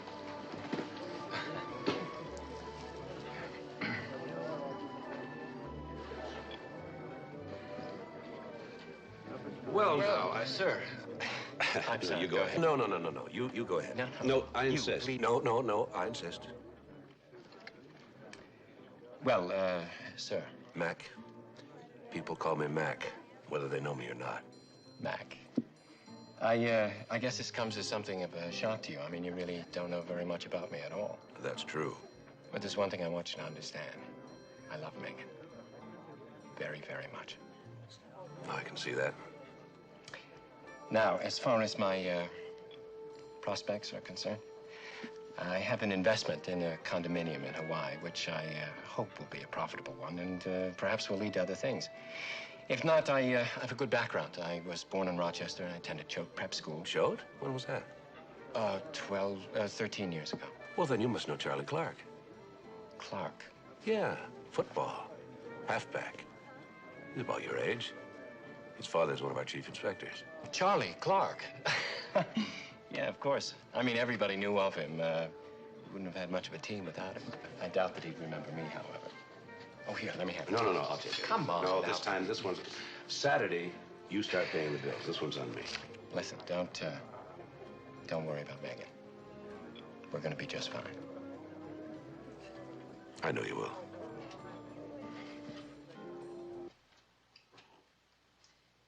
Mac, how should we do the monogram on the silver? Should we do R with a big N and a little M, or should we just do RN plain?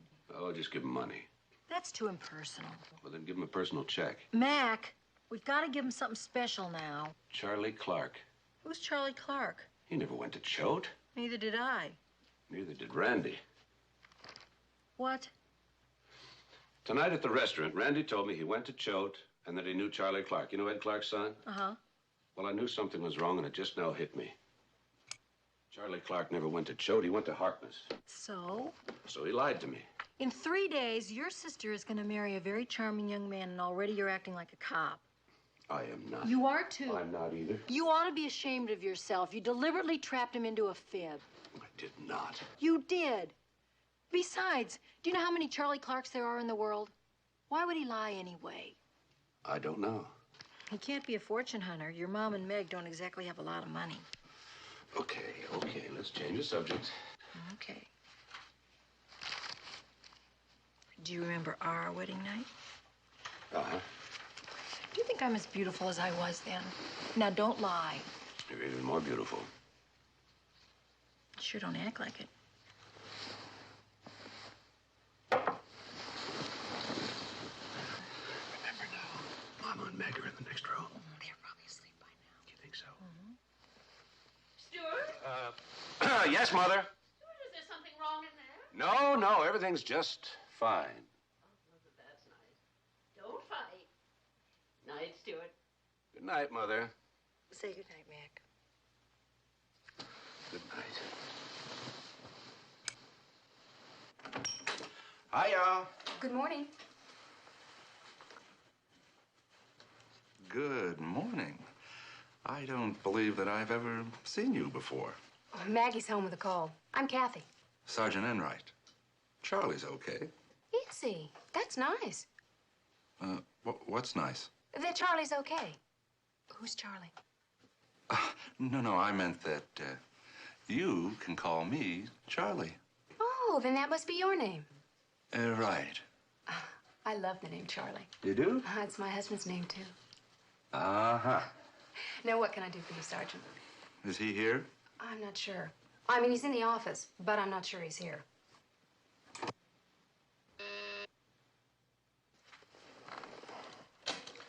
Yes? Sergeant Enright to see you, sir. Send him in. Go right ahead. Thanks. Good morning. Bad morning. Do you know what it's like to try to read the newspaper in the kitchen among 4 jabbering women? No, sir, not really. Anyway, it won't last forever. Put that in writing and I'll hold you to it. What have you got? Well, sir, we finally managed to trace Pablo Javier to the Crestmont Hotel. Javier. Beg pardon, sir? Javier, not Javier. The J is silent. You pronounce it like a ha. Javier. I can't say that, sir. Anyway, he's been a guest at this hotel and registered there for 2 weeks. There wasn't too much to find, except these. What is it? This, sir, is rag parchment. Looks like he was trying various inks. Now, the lab boys say that this isn't used for currency, but for certificates, stocks, bonds, that sort of thing. You mean he was counterfeiting stocks and bonds? Well, we don't know that for sure, sir. Any tie-in with the death of that Japanese Mirabushi, sir. Nothing that we can find, sir. Well, keep trying. If you find anything out, let me know. Yes, sir. Oh, Sergeant. Yes, sir? I want you to check out somebody else for me. Oh, right away, sir. His name is Randall Newmark III. Born in Rochester, New York, 1945. I'm not sure the exact date. Newmark? Isn't that the guy your sister's gonna marry? That's precisely why I want him checked out. Any particular reason? Yes. I mean, no. I don't know. Just do it. Yes, sir. And not a word about this to Mrs. McMillan. Which one, sir? Either one. You can count on me. Okay.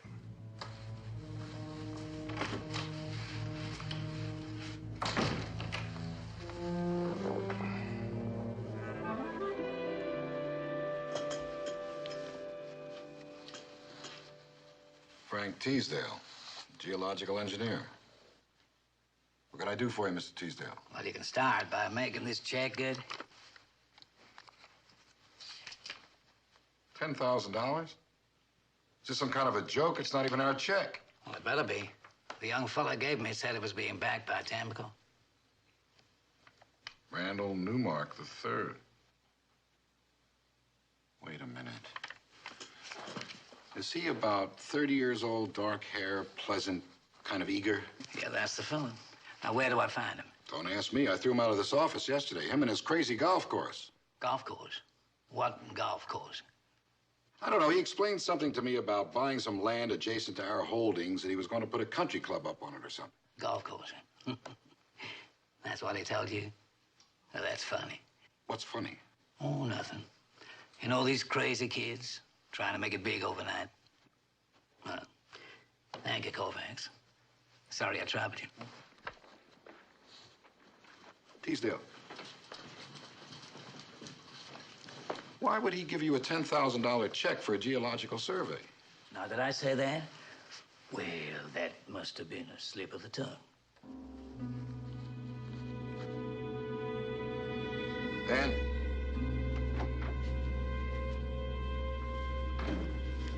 You call me out? Yeah, that little guy who just left, you can still catch him. I want you to follow him. Find out where he goes and who he sees. Something wrong? I don't know. Maybe that kid who came in here yesterday is not as dumb as he looks.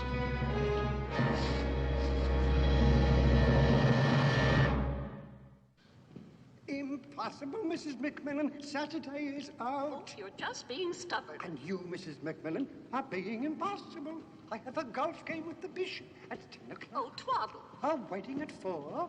And I have 2 baptisms. And I have to prepare a Sunday sermon. And in that regard, may I say, you have proved to be a singular inspiration. Perhaps you could just squeeze us in the morning early before your golf match. Oh, my dear child. The sacrament of marriage is a feast. You want me to be a short-order cook? Otis Coffey, you married my son, you married me, you married my husband's parents before that. That was my father. Well, we did not travel halfway around the world to be treated like itinerants from Oakland. Well, perhaps Sunday, late in the afternoon. Reverend, we have to leave for Hawaii late Saturday night. Yes, Randy was quite specific about that. Something about business, I believe. Stuart, this is terrible. What happened? Reverend Coffey. He refuses to marry the children on Saturday. Some silly excuse about another wedding. Now, Stuart, I want you to tell this old fool that he's behaving just like... An old fool? You see, he admits it. I'm sorry, Commissioner, but at such short notice, it just isn't possible. Look, Meg, why doesn't Randy fly to Hawaii, do what he has to do, and come back here and have your wedding next Saturday? I'm flying to Hawaii with Randy on Saturday night, married or otherwise. I just won't hear of it. Oh, Mother, stop being an old prune.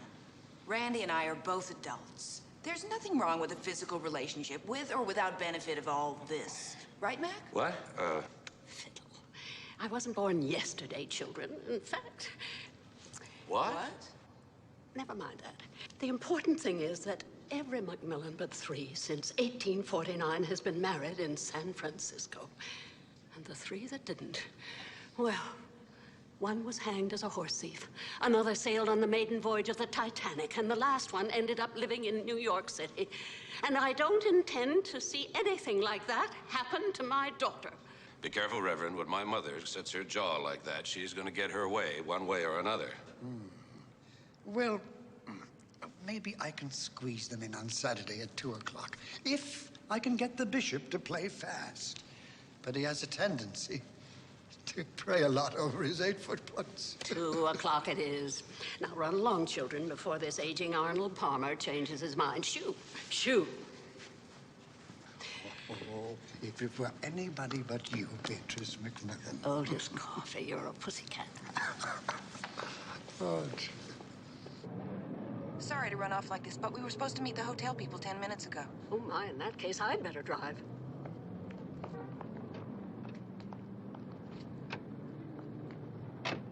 Now, Mother, remember the speed limit.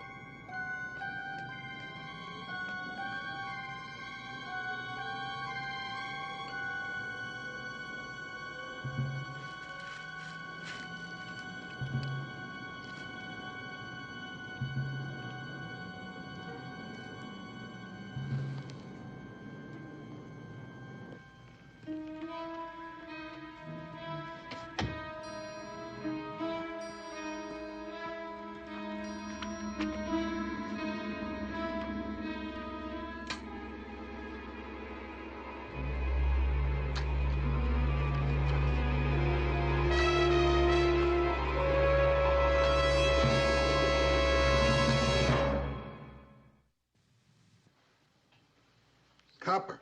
The kid's land is loaded with copper. Sure looks like he fell into something and doesn't even know it. Oh, he knows about it, all right. Don't worry about that. That guy Teasdale is one of the country's top geologists. Golf course, huh? Some golf course. He wants $500,000 from me at a lousy 10%. He's sitting on 12 to 15 million bucks. Well, I'm going to have another little talk with Mr. Newmark about his golf course. Wouldn't that be something? I mean, if we were to end up owning a real mine, we might even become legitimate.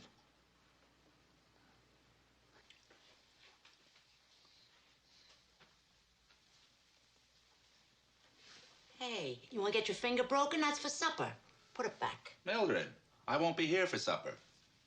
Oh, you hungry? I'll make you a sandwich. Sit down. No. That's all right. No, if you get malnutrition, the commissioner will blame me. Let me see. Some bread. Right. No bread. Well, that's okay, Mildred. Forget the bread.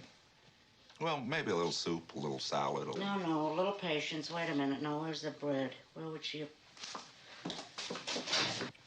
Hey, Mildred, that's the dishwasher? Yeah, I know that, and you know that, but would the commissioner's mother know that?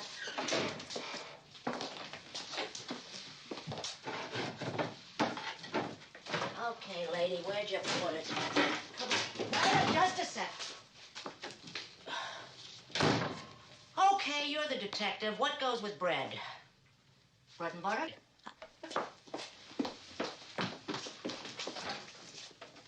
Okay, butter, but no bread.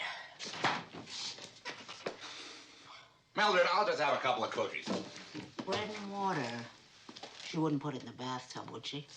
Oh, well, of course. How could I be so stupid? What is it? Well, we went to the store this morning. She insisted on buying oven-baked bread. I'm awfully glad she didn't want any head cheese. No, Mother, I am not going to wear a swallowtail coat, especially when nobody but the family is going to be there. You are not going to give away your sister looking like a bum. A brand new, stylish, dark blue suit does not make me look like a bum. Commissioner? Oh, excuse me. This is my mother, Mrs. McMillan. This is Sergeant Enright. How awfully nice to meet you. My pleasure. How's Mrs. McMillan, sir? Oh, she's fine. She's upstairs resting. Now, Sergeant, I want your honest opinion about something. Now, never mind that I am the commissioner, and you are just a sergeant with 7 years left to go until your pension. I'm glad you're not loading the questions, sir. Right. Now, which do you think would be more appropriate for a wedding in the afternoon with just the family? A nice, neatly pressed, dark suit, or a moth-eaten, rented set of tails with a too heavily starched collar that probably doesn't fit? Well, sir, I've always believed that special occasions require special attention, especially weddings and funerals. They're both so final. You see? I'll see you in my office first thing in the morning. Well, sir, if you need something to wear, my cousin Bernie runs a rental shop on Fremont Street. And, oh, there is just one more thing, sir. About you-know-who? Who? About the gentleman you asked me to check out this morning.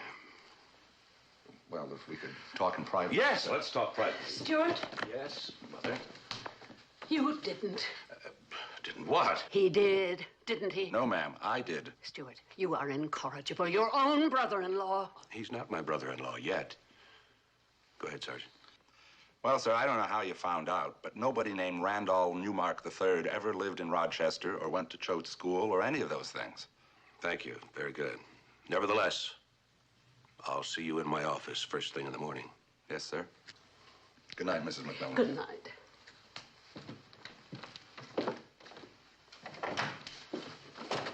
Yep. Good night.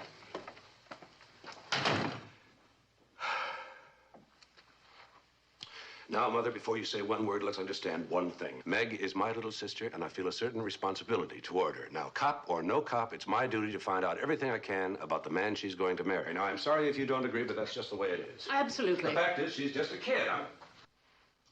What did you say? You're absolutely right. Sergeant Enright is correct. Randy has been lying to us. I want to know as much as you do. Absolutely. On the other hand, there may be a perfectly valid explanation. And if there is, you will go downtown with that sergeant and pick out a set of tails tomorrow for Saturday. Agreed? Agreed. You're a hard woman, Beatrice McMillan. And you are a dear.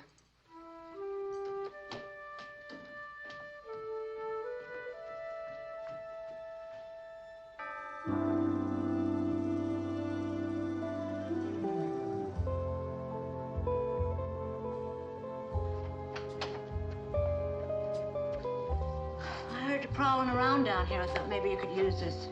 Thank you, Mildred. That's very thoughtful. You know, Commissioner, it's none of my business, but your sister's a big girl now. I don't think she'd mind if you'd go up to bed. That's not why I'm waiting up. Oh, my mistake.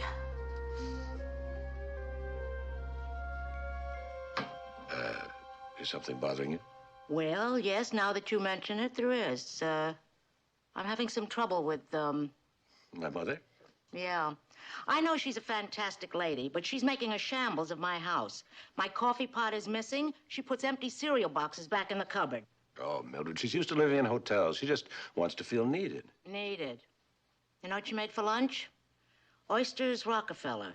If I was a Rockefeller, I'd sue for defamation of character. I'm still trying to pick little pieces of shells out of the garbage disposal. She means well.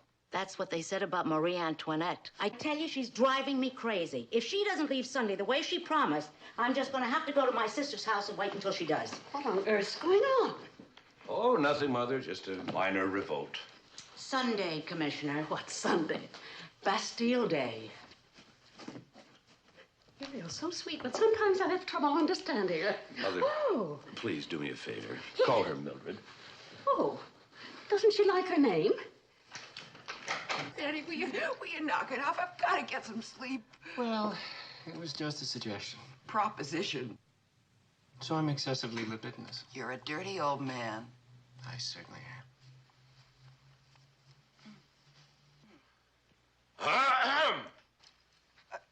Mother, Mac, what are you doing up? Spencer Tracy and the father of the bride. Good evening, sir. I mean, Mac. I mean, sir. Mac, you're not serious. You mean you really waited up for me? That's terrific. Actually, I want to talk to Randy. Rent? Oh, sure. Little man-to-man chat. If the dower is over $100, take it. Meg. Come on, Mother, let's go to bed. Leave these two to their men. Meg, your fiance's a fraud. I'm sorry. Did a little checking of your background. There is no Randall Newmark III, never was. No, I don't know what kind of a phony line you're handing my sister or who you really are. So that's it. Megan. Who do you think you are, Stuart McMillan? Snooping around behind Randy's back. He's called the Heat, darling, or something like that. Don't you think I know all about Randy? You know? Of course I do. Meg, knock it off. It's all right. Mac was only doing his job. You're right. My name isn't Newmark. It's Murphy. Randall Francis Murphy. If you can believe that. Murphy. Dear, that's Irish, isn't it? I was born in Brooklyn, not Rochester. And I didn't go to Chowton.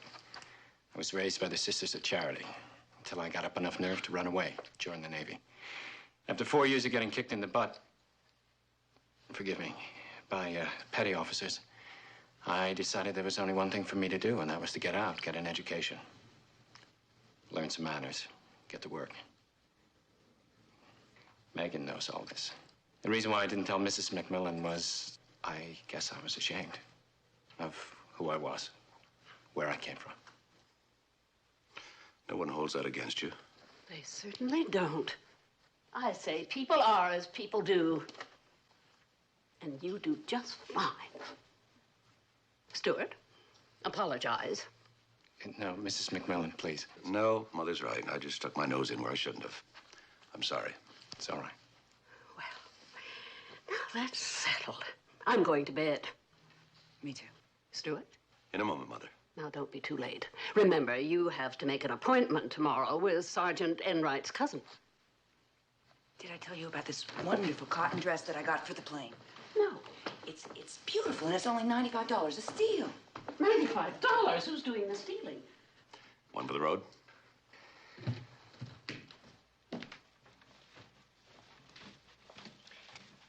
Hey, you know, speaking of Sergeant Enright, I'm new here. I don't really know anybody, and I'm going to need a best man. You don't suppose that he'd consent to do it, do you? It's possible. I'll talk to him. First thing in the morning. Brandy, okay? Yeah, fine.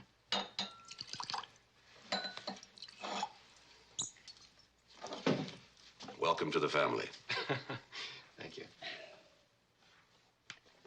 No hard feelings? In your shoes, I'd have done exactly the same thing. Well, it's an occupational hazard.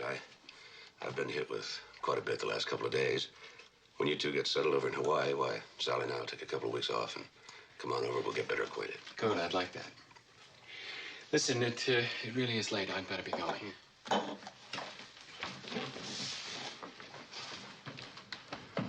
You take care of that little girl. She's the only kid sister I have. You have my word.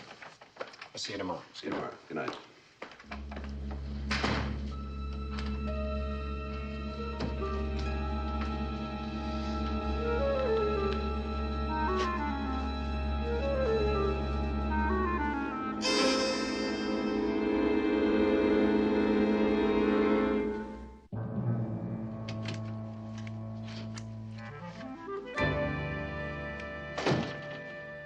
Well. So? The rats are sniffing at the cheddar. Nose is twitching.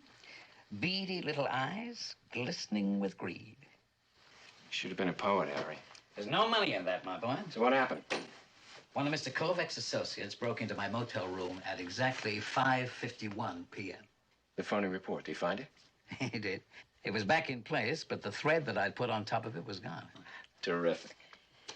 Now, we can expect to hear from Mr. Kovacs by 10 o'clock tomorrow morning. Count on it. Harry, you're beautiful. The only thing that worries me is taking those Tamco bonds instead of cash. Look, there's nothing to worry about. You understand? I mean, Kovacs our pigeon, but he can't lay his hands on the cash. The bonds are negotiable. The way Tamco's going, we won't have any trouble unloading him. Maybe so. We'll dump him and get out quick. How's the little lady? You still going through with the wedding Saturday? Yeah, why not? I'm in love, aren't I? Oh, sure you are. But what has one got to do with the other? Nothing, Harry. Nothing. Randall Francis Murphy, born in Brooklyn, New York, April 14th, 1945. What about his fingerprints? Well, they check out with the Navy Department and with the FBI. Any criminal activity? No, sir. Not even a traffic violation. And that should put your mind at ease, sir. Well, every now and then it's good to be wrong. I think he's a wonderful person. Yes? Lieutenant Callahan to see you, sir. Good. Send him in. How would you like to be best man to that wonderful person tomorrow? Me, sir? Well, I'm a little scared at weddings, but, okay, sure, as long as I'm not the person getting married. Morning, Commissioner. Morning. Charlie? Hi. Got a lead on the death of that counterfeiter, Pablo Javier. Here, take a look. Building's owned by Trans-Alaska Mining Corporation, TAMCO. Maybe you've heard of it? Aren't they the ones that reopen old abandoned gold mines? Well, that's what they say, but there's something a little cockeyed about that whole operation. That's why the captain had a camera crew working the building the past couple of weeks. Well, what's a character like Pablo Javier got to do with TAMCO? That's what we'd like to know. It's pretty touchy business, Commissioner, because there's a lot of foreign money coming into this corporation. Foreign money, like Japanese money? Yes, sir. They're into just about everything. They've got a lot of money to invest these days. And if it is a swindle, Commissioner... There could be serious international repercussions, but with a known counterfeiter doing business with TAMCO, it's a definite possibility. Now, that Japanese national... Mirabushi, sir? Yeah, Mirabushi. I want to know more about him. The Japanese government put a lot of heat on when he died. I want to know why. You think there's a connection between Mirabushi and TAMCO, sir? There's a hell of a connection between Mirabushi and Javier. They were both killed by the same gun. Things are starting to shape up. Oh, I also want to see some footage on that surveillance film. We can set that up, sir. Meanwhile, I want to see that TAMCO file, what you've got on it and who's behind it. Right away, sir.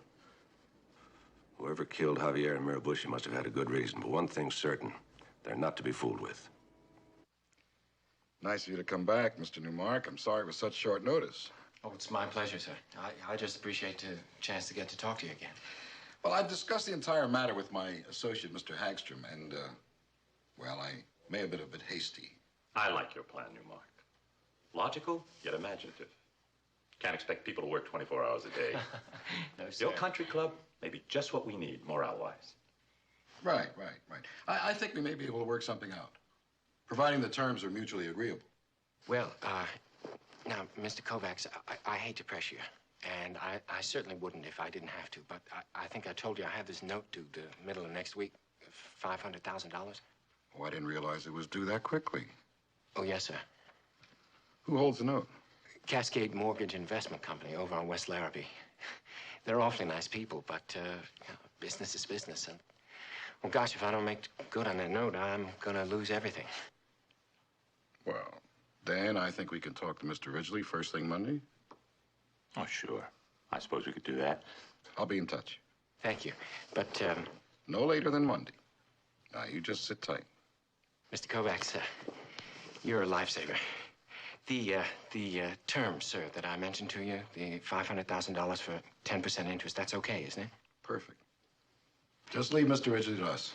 Well, thank you again. And it's nice to meet you, Mr. Hagstrom. Have a nice day. Now, what was all that about? You had him and you let him go. The trouble with you, Dan, is you don't think. Now, he's got a note that's due. He can't meet the deadline.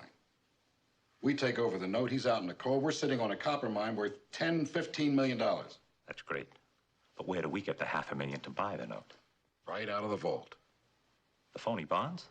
They're as negotiable as cash. Well, that's crazy. Mr. Ridgely says we don't dump that stuff until the end of the month. The hell with Ridgely. Now, this whole thing's gonna blow up any minute. Who's gonna wind up with the dough? Not you and me, Danny boy. I don't know, Al. Who's been taking all the risks? Us. Killing Javier. And that Japanese detective that was snooping around last winter. We weren't sure he was a detective. Well, he was looking for something. Now, why do you think I have my boat ready? Because I like deep-sea fishing? Look, if we work this right, Mr. Ridgely will know nothing about those bonds being missing. Now, you call Cascade Mortgage Company, find out who runs the outfit, get them on the phone. We don't have any time. I sure hope you know what you're doing, Harold.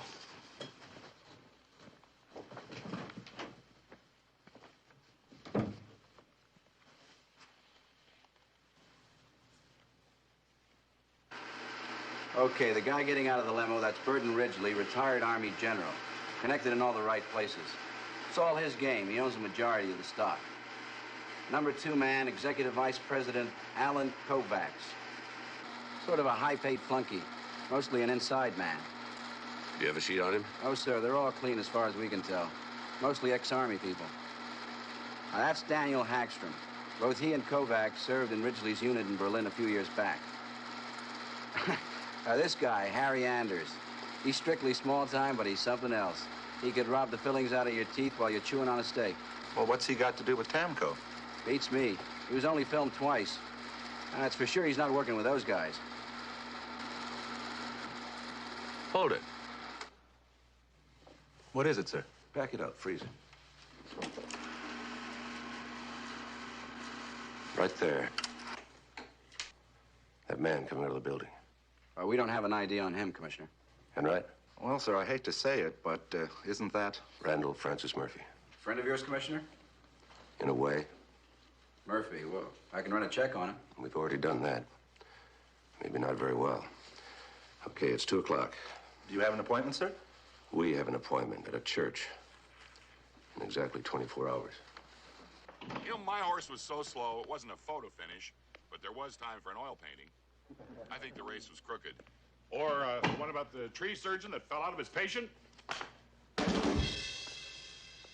Did you hear the one about the 3 fish?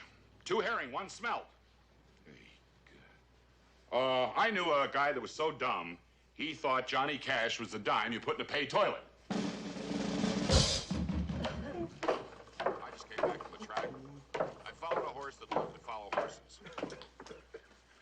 The jockey used the whip so much he came across the finish line riding a meatloaf. My mother loved it. Hi there. Hi. I'm Jenny, the cat lady. Will you do me? When I was in school, I was the Sure. only kid in the class. I was the only one who could afford a racing form. I won't say our school was tough. But when a kid raised his hand, you didn't I'm know Mac whether the he wanted to Fuzz. leave the room or something else back. Are you here for a bus? Married to a woman who was so fat. Oh no, I'm here to see Luther. Luther? Mm-hmm. Oh, well, he's out there putting them all to sleep. Oh, I see. Well, thank you. It's nice to see you.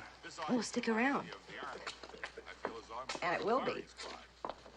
They put a 200-pound jockey on the horse, put lead weights in his saddle, tied his tail to the starting gate, and that was the horse that won. You know, I can keep you rolling like this for years. I know you're out there. I can smell you breathing. Did you hear about the girl was told she was pregnant? She didn't think it was hers.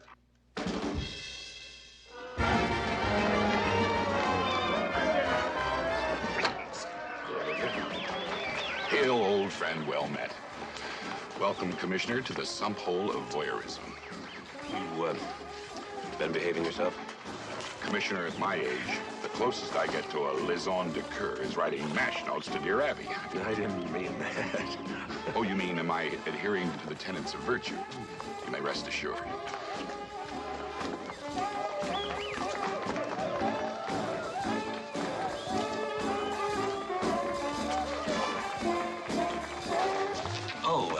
Say, Luther.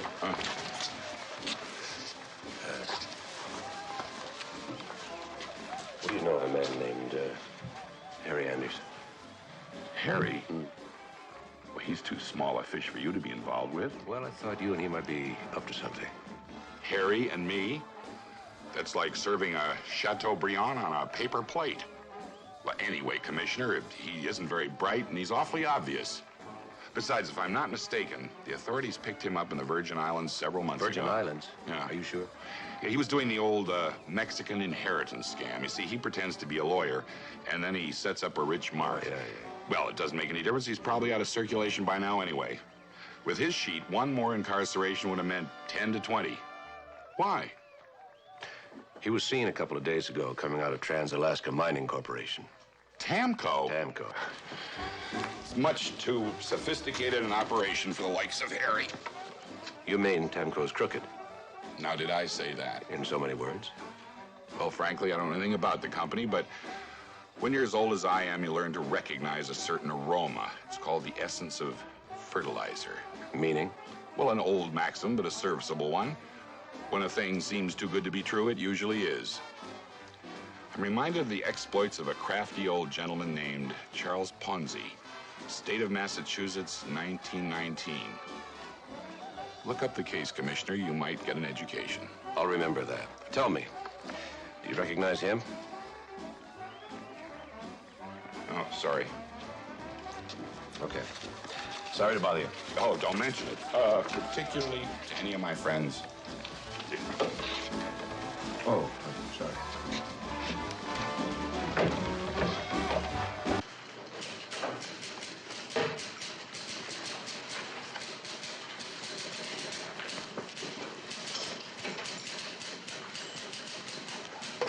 Mr. Jennings will see you now, gentlemen. Right this way.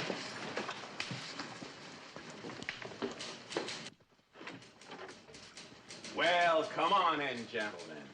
Cecil Jennings. Kovacs, Alan Kovacs. It is a real pleasure, Mr. Kovacs. My associate, Mr. Hagstrom. How do you do, sir? Come on, gents. Sit down. Pull up a chair. Here we go now. Come on, get comfortable. Say, this is a real pleasure, I'll tell you that. And that company of yours, woohoo! Now, there is a success story. I don't get to meet folks like you every day. You boys care for a snort? No, thanks. Huh? Well, it's not 6 o'clock yet.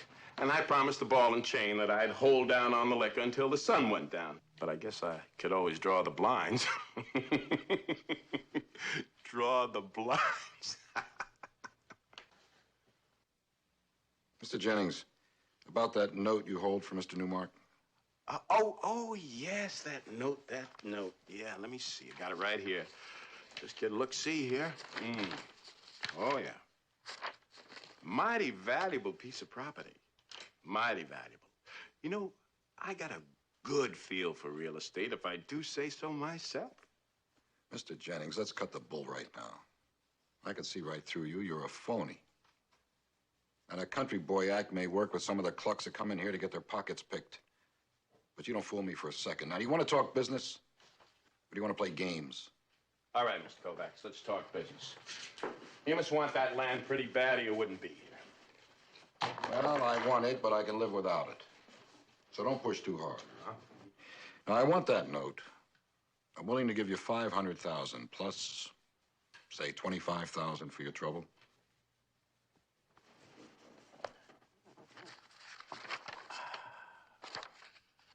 Why don't we just say a flat $600,000 and let it go at that? Agreed.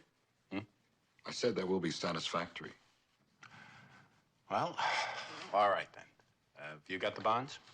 I'm sorry we couldn't get here earlier before the banks closed. Oh, no problem. No problem, Mr. Kovacs. Tamco bearer bonds. They're as good as cash. Maybe better the way things have been going for you. I'll just stick them in the tin can over the weekend. They'll be just fine. Ruth, will you please draw up some transfer papers for our first trust deed on Newmark? That's file NEW 9765. Thank you. Well, this does call for a little drink. How about it? Huh? Hagstrom? I'm gonna have a snifter. You know, I'm gonna tell you something. I wouldn't give you 2 cents for that whole state. Too damn cold. But you know, it's funny how things work out. I'm making me over $100,000 in just 3 months. Can you beat it? You're a tough man to deal with. Miss McMillan, this is you. This is you. That looks a little on the lacy side. Yes. Mildred? Lacy side. What was This that? now. You know that ceramic dish you warmed your eggs in yesterday? Listen through. Tell me it's broken. And this Okay, spiders I'll let can you come be in surprised. purple, Festival in maroon, gold is a or very gold. popular choice, Miss Full McMillan. Combining tulips, Listen, roses, and marigolds may I send up for in a a barrel of symphony chicken of and light. buttballs tonight? Accented with Don't you fire. touch my Dear, where do I find your egg beater? Did you try the drawer under the sink? Yes, but all I could find was this. Well, Mrs. McMillan, if you just let me go in there for a minute. Nonsense, dear. You and Sally deserve a few days' rest. Now, dinner tonight is my responsibility. I think that should be quite clear to everybody. You can count on me. Good. Now, where did you say I'd find your egg beater? In your hand. Chickens, that's the silliest looking thing I ever saw in my life. Shut up, Miss Don't you? Or you get in trouble. Don't you? On the other hand, if you prefer something a bit more vivid, I can recommend our American the Beautiful. Where's Randy? I don't know. He's supposed to meet me a little bit later for dinner. Listen, Matt, could you pick out a flower for me? Listen, could I speak to you for just a minute? Dinner where? Never mind where you're liable to have us tailed. That dress is frumpy. Where's Mother? We're decorating the kitchen in early American gravy. Could I speak to you for just... And an open sleeve over here. Let me try this one. Yeah, right. Would you please? Mother? There you are, Stuart. Dinner at 8 sharp. If I can just figure out how to use this oven. Mother, You're where just is going Randy? to love this. Here, take a taste. Mother. Careful, it's hot. Well, Well, it's different. What is it? ragu catmandu, of course. Oh, really, Stuart? Your eating habits must be atrocious. Dinner like this is an experience. Mother, I know you went to an awful lot of trouble, but I think I... Have you any idea how difficult it is to find fresh goat meat at this time of year? Mother, where's Randy? I don't know. And I wouldn't tell you if I knew. You're being much too critical, Stuart. I want you to leave those young people alone. I am only trying to keep your daughter from making a mistake. Randy, what's his name, is a darling young boy. I know he fibbed to us, but he's so charming. How can you not love him? Easily. Stuart, don't you dare leave this kitchen. Yes, Mother. You're behaving like a perfect idiot, and I won't stand for it. I am not. You may be the commissioner of police, but to me, you're still a little boy in short pants, and right now you deserve to be treated like one. Megan loves that young man, and that's good enough for me. And if you do anything to spoil her happiness, I'll never speak to you again. All right, Mother, you win. You win. If he's what Megan wants, he is what Megan's gonna get. For better or for worse, and I shan't say another word. That's my little boy. And right now, while I have you in a charitable mood, there's one other thing. What is it? Do you know a nice, friendly judge in your traffic court? Hey, wanna smile? What? I promise not to beat you. It's more than once a day. You say that now.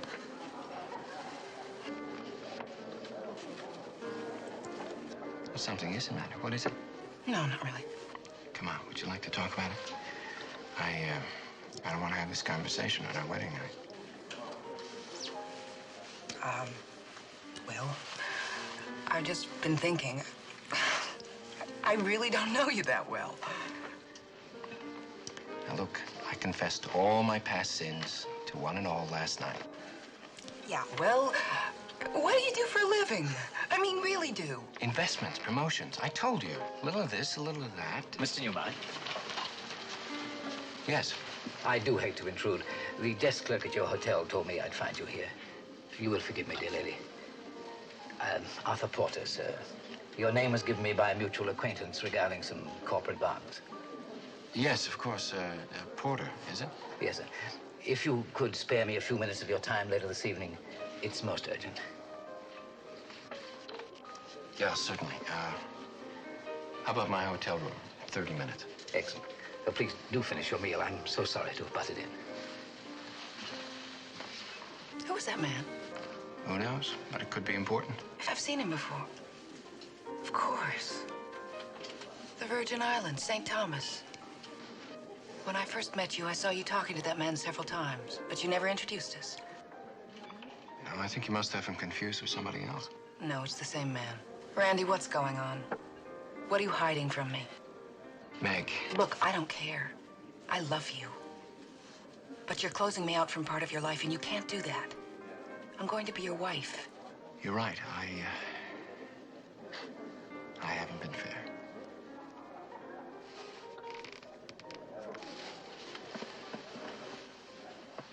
But I want you to promise me something. Sure. What I'm going to tell you, you're not to discuss with anyone, particularly Mac. You can walk away if you have to. I mean, I don't blame you, but you're right. But this is strictly between us. Do you understand? Okay.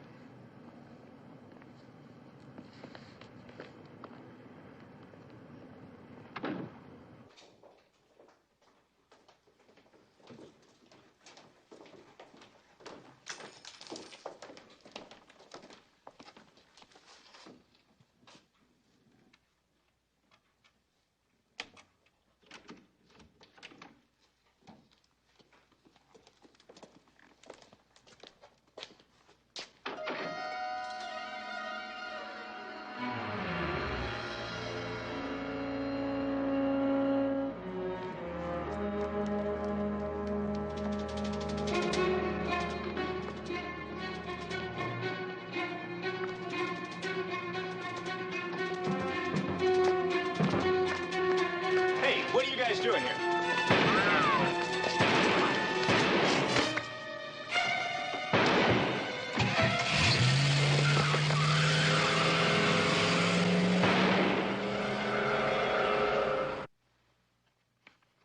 Phony. All phony. Gentlemen, we have been artfully had. Are you sure, Harry? They looked okay to me. 22 years of fleecing sheep, nothing like this ever happened before.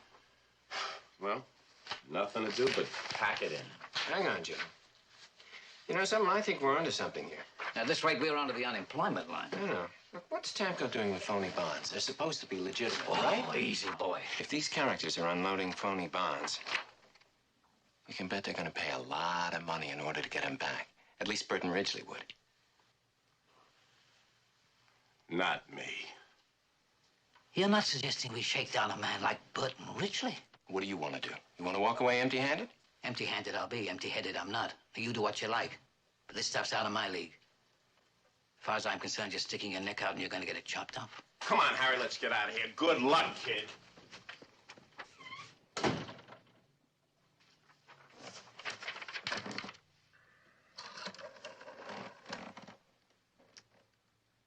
Yeah, operator. I'd like to place a long-distance person-to-person call to Mr. Burton Ridgely.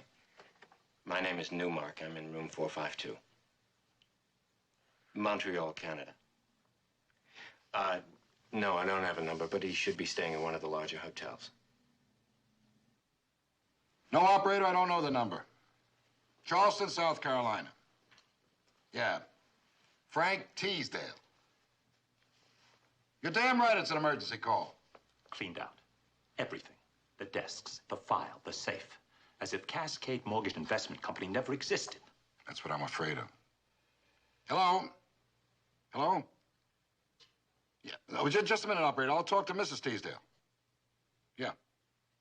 Mrs. Teasdale, Alan Kovacs here. I'm trying to track down your husband. I met him recently in San Francisco. What? He is? I see. No, thanks. Sorry to have bothered you. The real Frank Teasdale's in South Africa. He's been there for the past 7 weeks. And who? That's what I'd like to know. Yeah. Alan? Oh, it's you, sir. I didn't expect you on this line. Obviously. What's going on back there, Alan? Going on how, sir? I had a very strange phone call early this morning. A man wants to sell me some counterfeit Tamco security, $600,000 worth. But that's impossible, sir. I was afraid for a moment that you'd let some of our special offering out of your sight. That all has to hit the market quickly and quietly.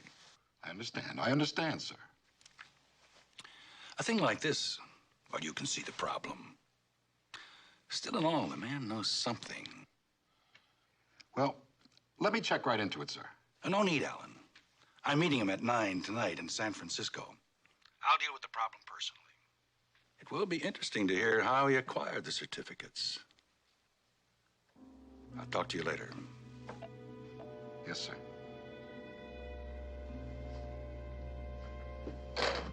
Gotta find those guys, Dan. Teasdale, the guy from the mortgage company, and especially that kid. And we gotta get those bonds back. And I don't want any of the three of them to say anything, ever, about what happened last night. You know what I'm saying?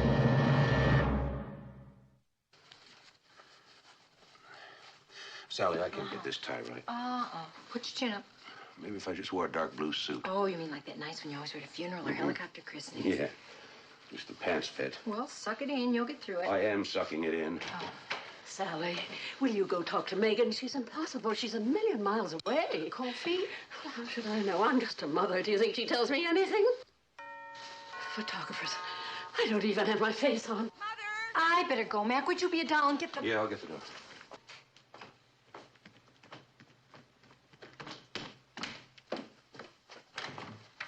Hey, Charlie. You look very sharp. Thank you, sir. So do you, sir. Thank you. Commissioner, this is for you. Why, Sarge? Well, sir, I've always understood that the best man is supposed to look after that sort of thing. I have one more in here for Randy. Fine. But aren't you a little bit early? Yes, sir. But I just received a teletype about that Japanese national Mirabushi. And? Well, sir, we didn't get much out of the Japanese government. They identified him as a textile trader. So on a hunch, I sent a check through the Pentagon records, and it turns out that during World War II, Mirabushi was a counter-espionage agent for the Japanese. Had a law degree. Then he dropped out of sight in 1947, only to pop up here again, dead. Seemed rather strange, a man with his background. Very strange, with all that flack we were getting. But now things are starting to get clearer. Hello? Yes, this is Commissioner. Where's the building? Right, I'll be there in 20 minutes. What is it, sir? Well, things are starting to pop. A building was broken into last night. A patrolman caught one in the leg. Ballistics matched it up. It came from the same gun that killed Mirabushi and Javier. Stuart, we have a bride to give away today. Well, not till 2 o'clock. Well, you'd better be there. Both of you. Wouldn't miss it for the world. Oh, dear. Oh.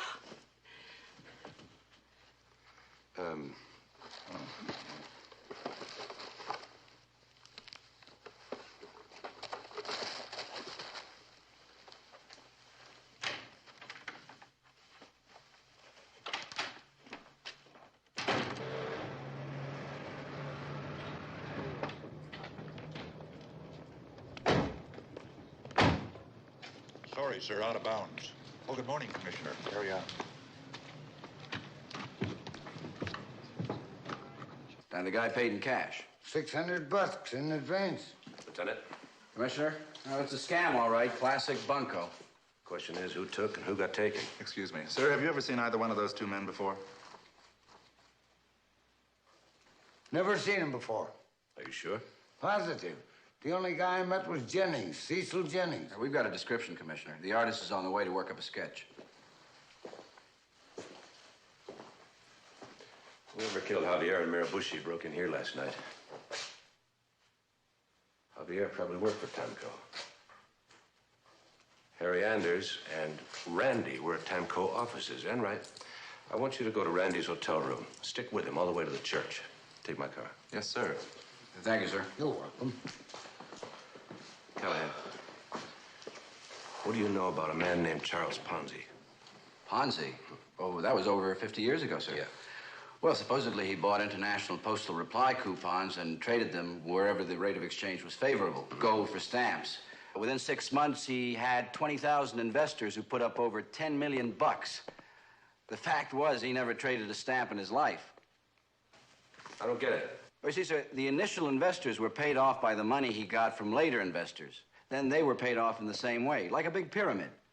The trick is to get out and disappear before the thing collapses. Ponzi's mistake was he just waited too long. I want you to get in touch with the Virgin Islands. Find out about a man named Harry Anders. If he was arrested, why he was arrested, and in particular, when he was released. Yes, sir. I'll get right on it. Teasdale. Sorry, he checked out early this morning and didn't leave any forwarding address. You make any calls? Sure, some. But I can't give out the numbers. On the other hand, seeing that you're a friend, he made 10 calls. I don't know any of these numbers except this one here. That's the number of the Empire Hotel over on Elkhart Street.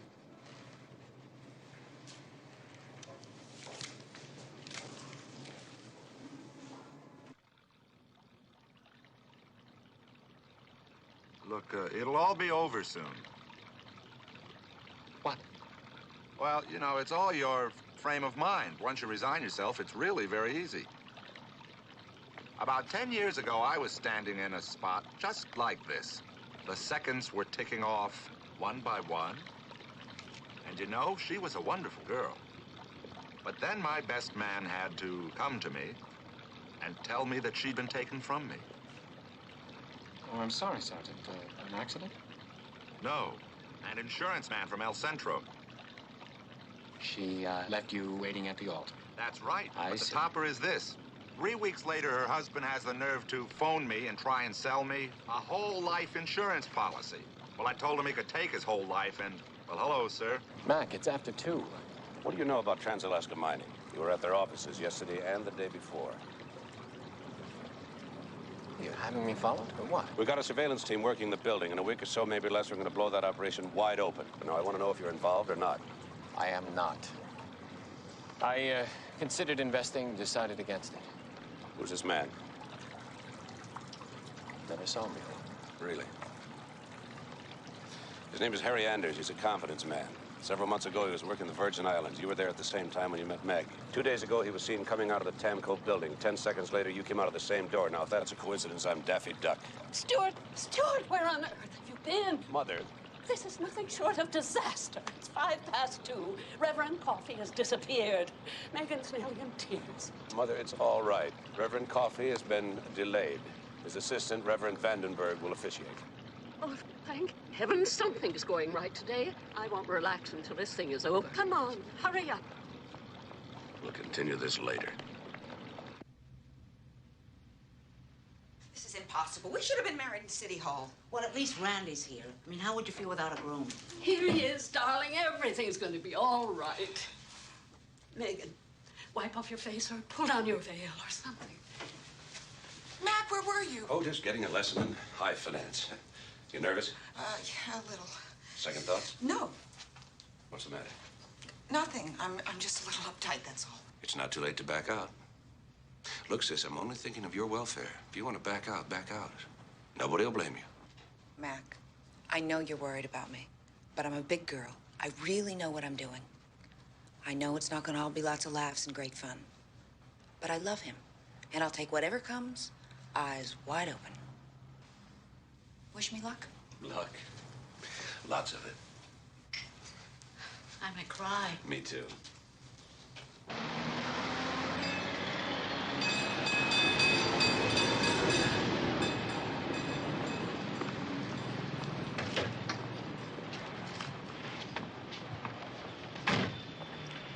It was him, the kid, Newmark. He was here, but he checked out. Damn. We're not through yet, Al.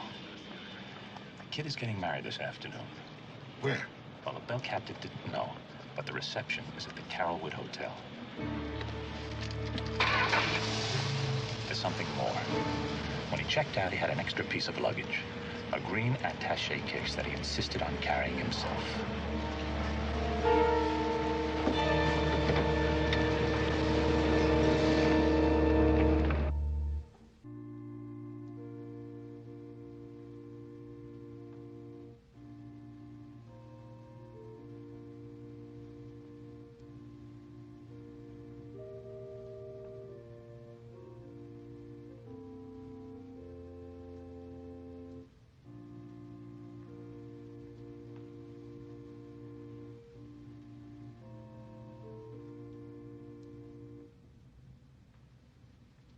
dearly beloved, we are gathered here in the sight of God to join together in matrimony these two people, Randall and Megan, pledging each to the other love, honor, and respect.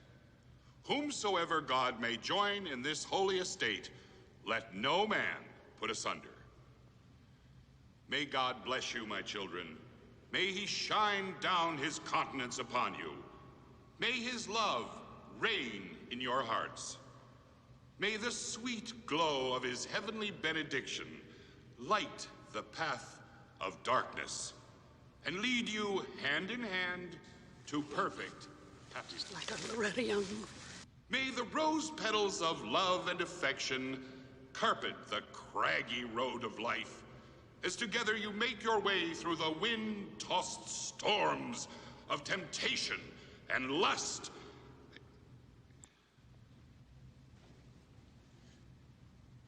L'chaim.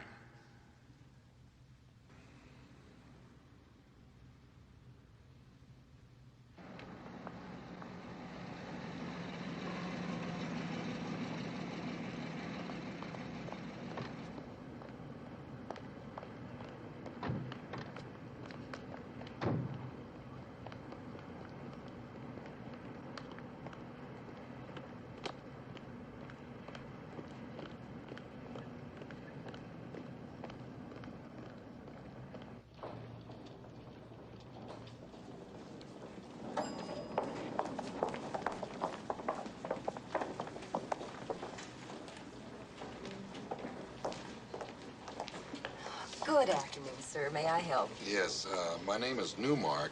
My brother's getting married here this afternoon. Oh, yes, the Newmark reception. That's at 4 o'clock in the Blue Room. Thank you. They should be here any time now. The happy couple's taking the bridal suite.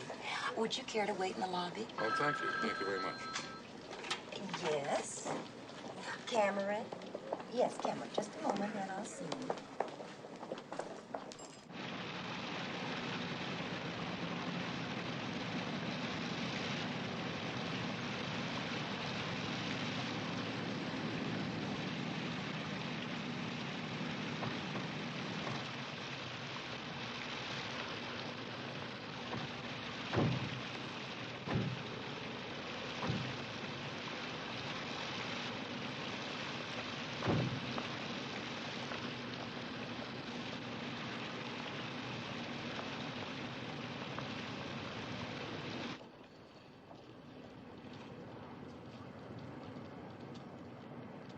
Sweetheart, why don't you let the bill and carry that one too? No, slide it.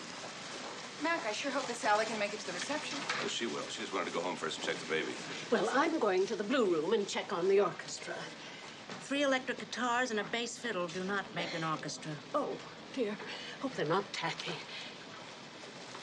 Well, I think I'd like to go up to the room and freshen up a little. That's a good idea. Yes, why don't we all go, then, at least until the other guests arrive?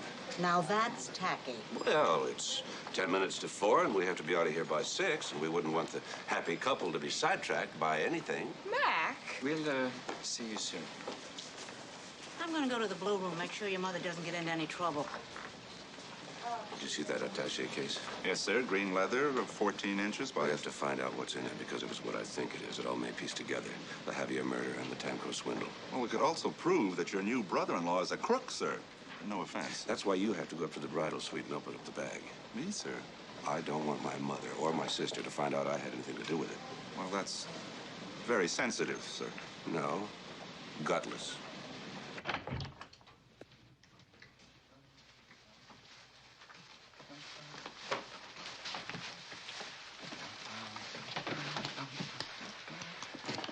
Here's your key, sir.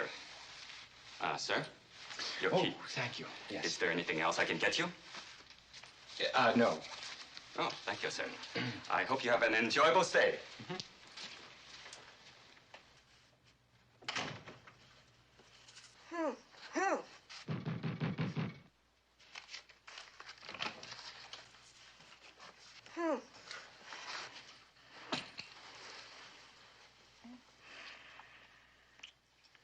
Hello, Mrs. Murphy. Hello yourselves. Listen, we've got about 4 minutes. Would you We've like got to... a whole lifetime. Might be shorter than you think. Hate to interrupt your honeymoon, Mr. Newmark. But I believe you have something that belongs to me. Randy, who are these men? Open it.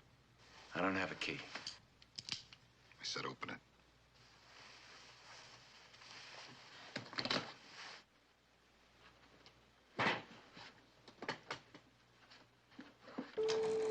Mr. Thackeray, 2 men on the 10th floor. They attacked Miss Whirple and stole her passkey. Hold that elevator. Been a busy boy the last couple of days, Newmark. Randy, I don't understand. What does this mean? Meg. Means, my dear, that your husband's a thief.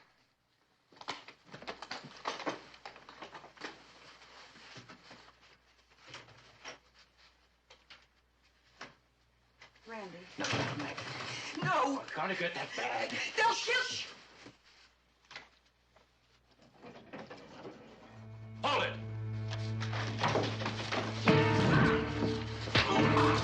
Don't move! Randy? Back off! I said back off! All right, Newmark, get that case. And be very careful. And bring it back in this room. You hurt her, and I swear. You just do what you're told and she won't get hurt. Easy, Commissioner. Right there. Let's go. Come on.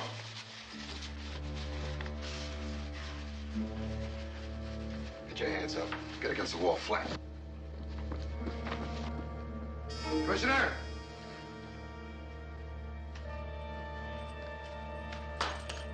There's a green sedan parked in front of the hotel. Fill it up with gas, bring it around to the back. Leave the keys in it. And when I come back there, I don't want to see anybody or your sister gets it first. You hear me, Commissioner? The car will be here in 10 minutes. I'll take care of it myself. What about your friend here? He's all yours. All right, come on. Come on. Up. Can I take my hands down? What'd I tell you? Come on, point the thing at me. Leave her alone. Cut the act, Newmark. She already thinks you're Prince Charming. You sure can pick him. Officer, take care of this man. Enright, I want you to gas up that car and get it out back.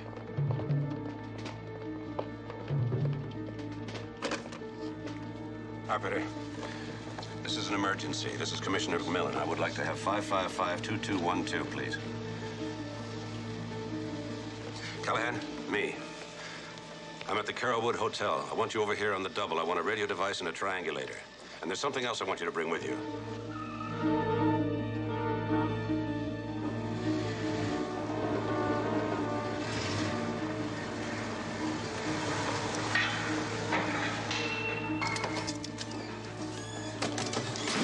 Less than a minute. When did you start to smoke? Just now.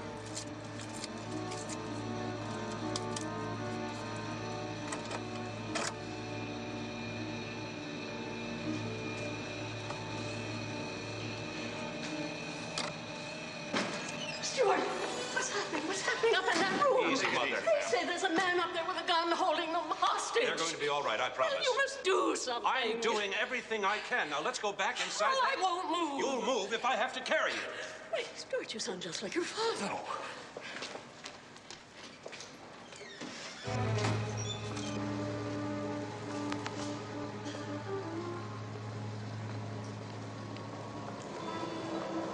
You drive. Don't break any traffic laws.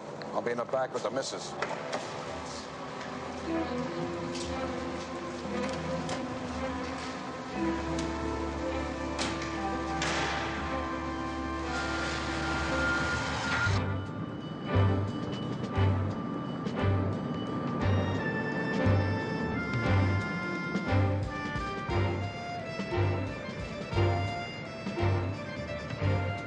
Doing just fine, Newmark.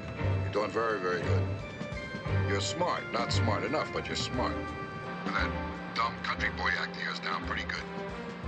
Callahan, you got a fix on their position yet? You've got him, Commissioner. They're moving west on 135th Street. All units have been ordered to stay away from that car. Good. Keep it that way. Sir, what'll we do if they decide to leave the car?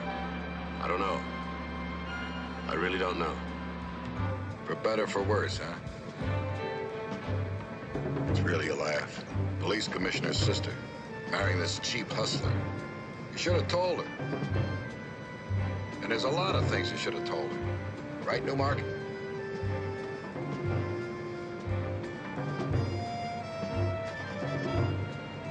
We'll ditch the car now, in case they put a bug in it. Pull over. There it is, sir. We're gonna lose him. Now get us a cab. Take the bag with you. Remember, it's better to be a live Don Juan than a dead John Wayne.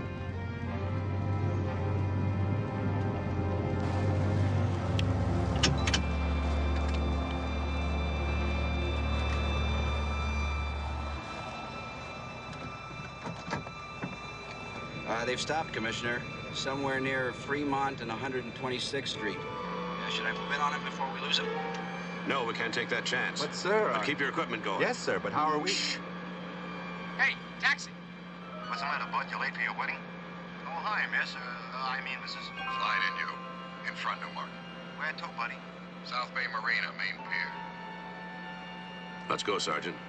We're closer than they are. Yes, sir, but how are we... Just keep driving.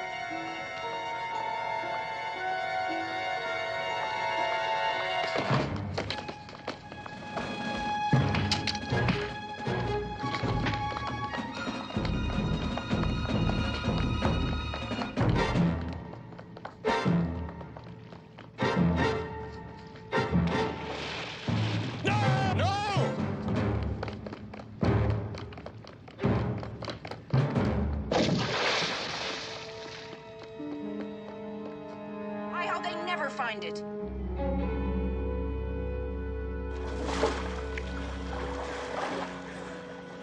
Well. Randall's here, sir. Oh, thank you. That'll be all, Charlie. I beg your pardon, sir? Beat it. Yes, sir.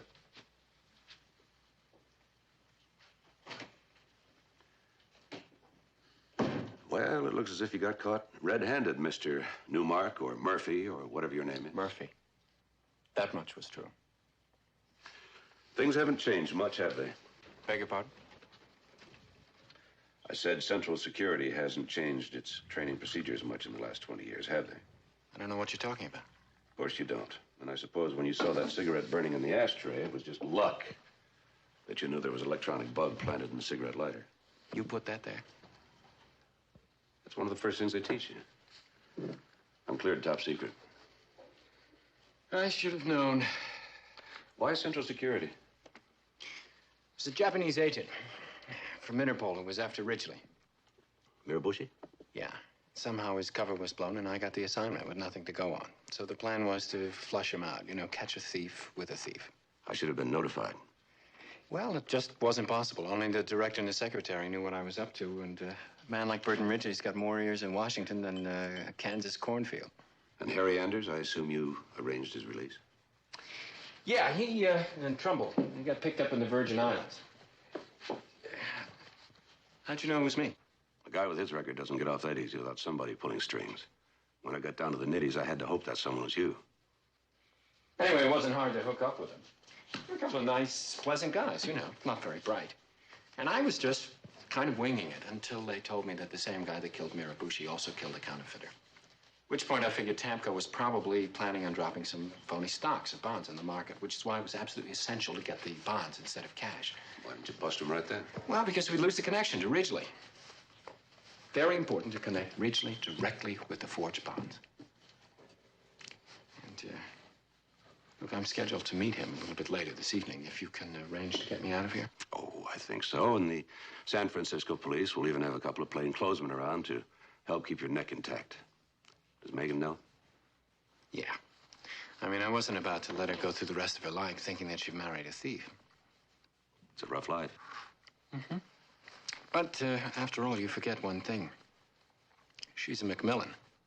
Oh, yeah, about that. I think there's something you ought to know about the wedding. Stuart! Sally, I thought you were home with a baby. I got a babysitter. What for? Where's Mildred? Stuart, I may faint. Oh, Mother. It's dreadful, just dreadful, my poor little girl. Mrs. McMillan, what? That awful man, that Reverend Vandenberg. He was an imposter. My poor little Megan has been living in sin. Mother, I hardly think 4 hours. 5. You certainly don't think, Stuart. But I do. And I think I'm not going to move 1 inch until my daughter is properly married in San Francisco tonight. Now. Otis? Yes, my dear. Oh, the bridegroom. Well, I suppose if he's here willingly, eh? Oh, no. That is a bit premature. Well, Stuart. Well. One more time. Well?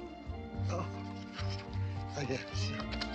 Dearly beloved, we are gathered together here in the sight of God to join together in matrimony these two people, Randall and Megan.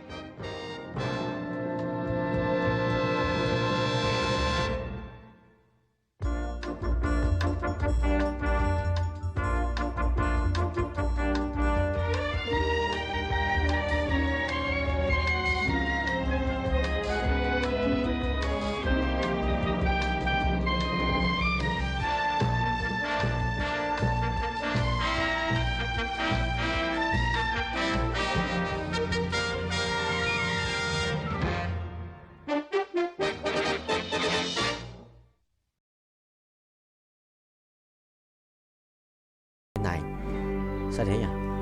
Sao thế ít nhỉ? Nổ boom.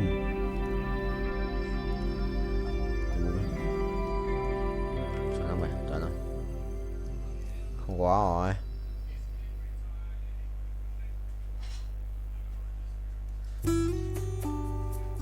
Rồi, cút. Xong, cút. Mèo mèo mèo mèo mèo mèo mèo. Cái gì đấy? Lò đắc bù làm mau vậy anh? Chuẩn không vậy. Thầy lái nha, thầy lái tốc độ cao xem con lái không? Từ từ, mày lái hả? Xít được. So ride a car in high speed đấy.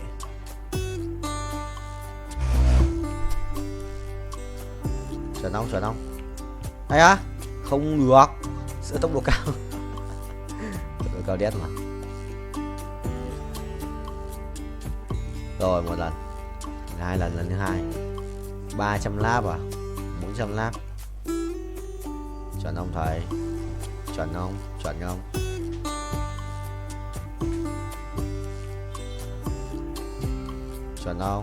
không? Ui, tốc độ cao đấy. 378 lap cho 400. Hay à, bắt đầu thua. Thua, bài khỏe đấy. 2299 á. Mày đấu sĩ á. Mình lắp vào mày đéo ăn uống đầy đủ nhỉ? Thằng này được ăn uống đầy đủ. 2299 là phải không? Không. Tự động chuyển hóa bản đấu.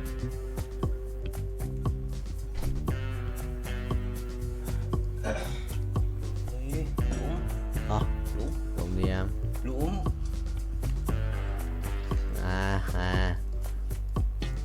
Ô. Phải chấm.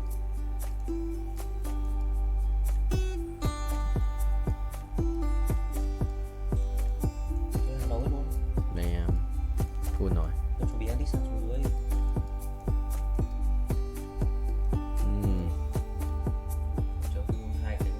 Không biết. Ok thầy ơi. Mày sẽ ride a cat. Lâu rồi. 15 phút. Well played bro. Lái luôn đấy, lái bình vua lái racing boy.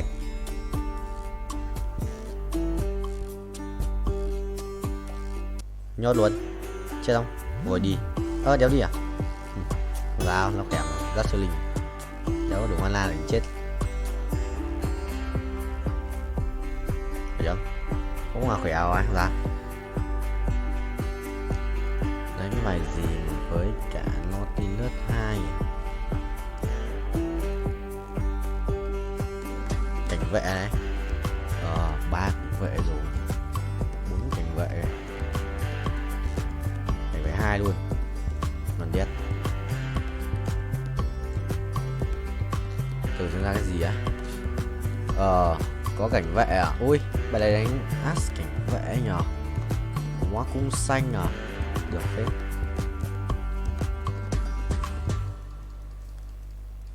As cảnh vệ. Nó thì lướt này. As cảnh vệ rồi. Đánh chung bài 4 tranh. Cảnh vệ as cảnh vệ thì sẽ là phần đâu rồi? What the hell? Catlin đâu? Đây. Đây. Không biết sao mình nhớ mà. Kệ đi. Cứ cho cảnh vệ vào đã.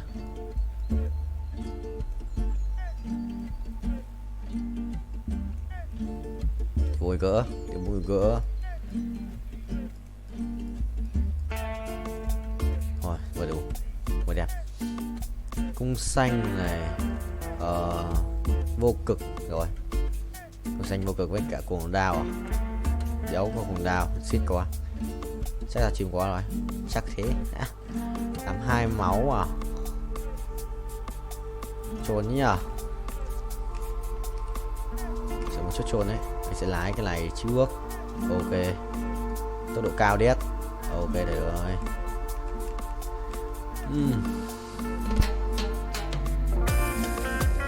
Cảnh vậy à? Có nhà đánh sư danh hóa này. Thằng đấy át à? Chưa ai cái quả át à? Cái đánh lắc này cũng không phải thôi. Không ai át thì lụ.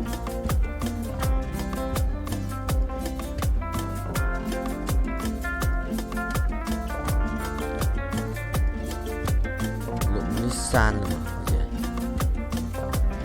xin ra chơi.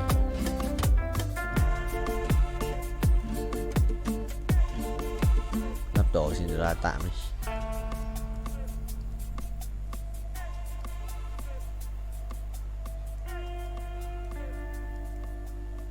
Xin là ra tỷ đấu sĩ này. Mình đánh thì nhầm, trở thành đấu sĩ tiếp và ra 1 tỷ ấy.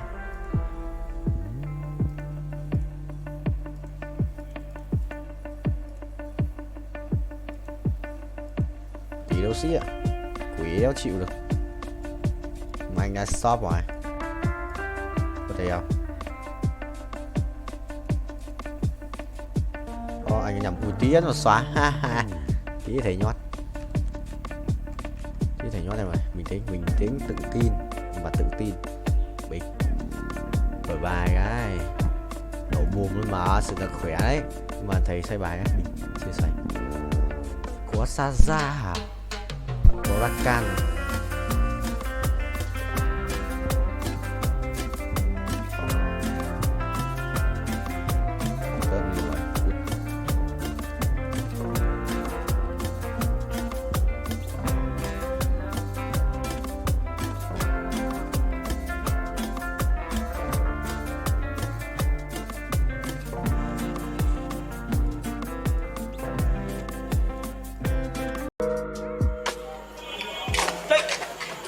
তুমি ডরাইছেন?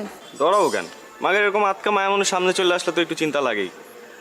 আর কালকে আবার তোমার মামার সাথে challenge, বইলা আইসো শেষবার মতো চুলদারি আশ্রয় আসতে। শুনেন, কালকের খেলায় আপনি হারবেন। বাবা, কনফিডেন্স দেখছো মেয়ে। যদি না হারছেন তাহলে কিন্তু বললাম এটা দিয়ে আমি আমার হাতে আপনার নাম লিখুন। মানে তো তখনই বুঝবেন যখন এটার দায় আপনার উপর পড়ব। সরেন। আরে ভাই, নাম লিখবা মানে? কি মুসিবতে বললাম, জিততে না পারে এখন 2 নাম্বারই।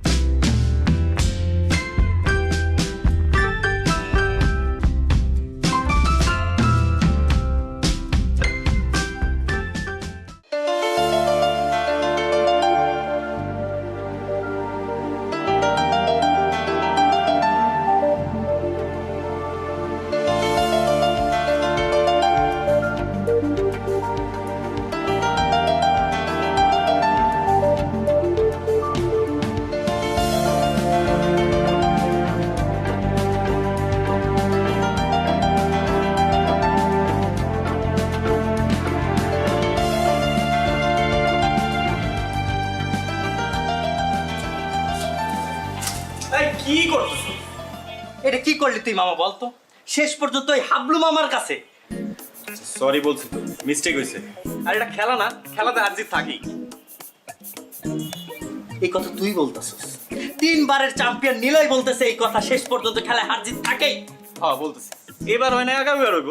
আর শোন, আমাদের না বয়স বেশি হয়ে গেছে, ঠিক আছে? এখন এটা জুনিয়রদের করা কাম, আমরা অনেক সিনিয়র হয়ে গেছি। এই দাঁড়া দাঁড়া, জুনিয়র? হ্যাঁ, কোন অ্যাঙ্গেল ওই হাবলু মামার তো জুনিয়র মনে হইলো কত দেখি? এই কথা শোনার পরে ওই হাবলু মামা সানফ্লাওয়ার তেল মাইরা ঠিক ঠিক করে হাসবো। তুই এমন একটা কাজ করছিস মামা, এলাকায় মুখ দেখানোর মতো অবস্থা থাকলো না। টাকা দিতেছি, একটা কাজ কর, বোরকা কিনা পিন্দা ঘুরতে থাক, ঠিক আছে? এলাকায় মুখ দেখাই তুই না। দাঁড়া দাঁড়া দাঁড়া, আমার মনে হইতেছে কেউ তোর তাবিজ করছে। তুই কখনো তো এই কথা বলার ছেলে না, কি হয়েছে কত? কোনো তাবিজ টাবিজ কিছু না। আর শোন, আনোয়ারের রহিম বাবুর ছেড়ে আনতে পাঠাইছিলাম, কই হয়? ভাই আসসালামু আলাইকুম ভাই। ওয়ালাইকুম আসসালাম। আনোয়ার কই? ভাই পাড়ায় কই জানি গেল গা ভাই? কামটা কি হলো ভাই? কালকে গেমটা এটা গেলেন? যাওয়ার হইছে, কাজের কথা আসি। লাইলির পার্টিতে কাচ্চি করে দিব না ভাই, পারুম না, মাফ করে দেন ভাই। আপনার লেগে আমার জানা আছে, রুমাইয়ের লেগে আমি ভাই কাচ্চি বাচ্চি রাখতে পারবো না ভাই। কি কর রহিম ভাই? মাথা ঠান্ডা, মাথা ঠান্ডা। তোমাদের ছাড়া হইব না তো বিষয়টা। এমন কাচ্চি খাওয়াই ফিরবো, মনে করো 7 দিন যাতে কেউ বাথরুম থেকে বাইর না হইতে পারে। বুঝছো না বিষয়টা? পারো না? যাও এবার রেডি করে গিয়া, যাও তাড়াতাড়ি।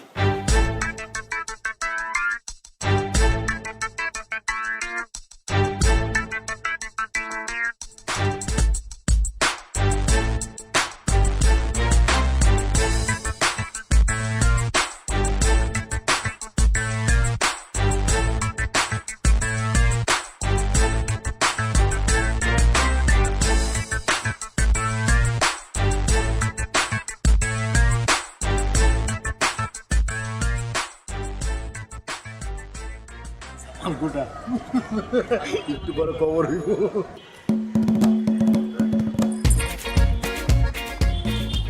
তোমরা আমগুলোকে বইতা।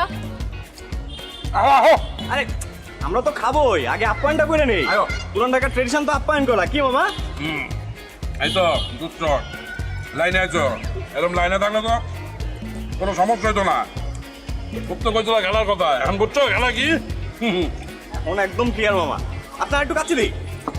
আলু দেই, আলু আলু। না না আলু না, গোস্ত দাও, গোস্ত দাও। এই যে গোস্ত দেই। অনেক মজা হয়েছে। এই লাইলি দাও, লাইলি দাও। আলু ল ল ল লাইলি ল। তুমি লইবা নি? খাইতাম, মজা তো। তুমি একটু খাও। সবাই আমগুলোকে খাইতাম। আরে খাবো তো, খাবার তো আছে। আমগুলোকে খাও। আরে মামা খান তো, আছে কিছু লাগলে বললেন কিন্তু। মজা হয়েছে। আসলে না, তুলো গোস্ত ল।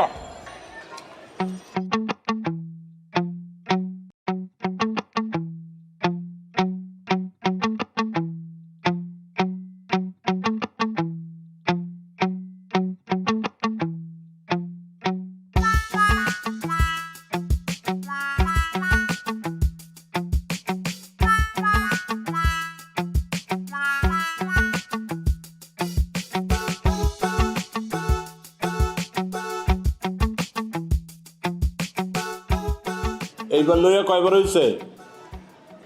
ভাই 5 বার।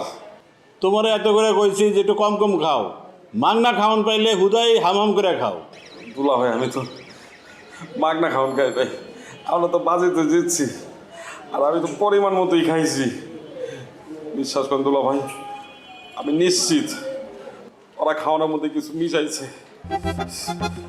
লাইলিও তো পরিমাণ মতো খাইছে, ওরা তো পেট নামছে শুনছি। হ্যাঁ, মানুষের খায় কাম নাই, তোমার খাওয়ানোর লোকে কিছু মিলাইছে। ভাই আপনি জানেন না, ওরা অনেক ডেঞ্জারাস, অনেক ডেঞ্জারাস দুলা ভাই। ওরা প্রত্যেকটা ধরে ধরে ফাঁসি দেওয়া উচিত দুলা ভাই। আমি খালি একটু সোজা হয়ে দাঁড়াইলু, তারপর দেখেন আমি রাজপথে নামবো, রাজপথে নামবো, আমি আন্দোলন করবো অগো ফাঁসির লিগা। যাও যাও, তুমি তোমার কামে যাও, আমি তোমার লেগে কেড়ে বয়ে থাকো। আপনি একটু বহান ভাই।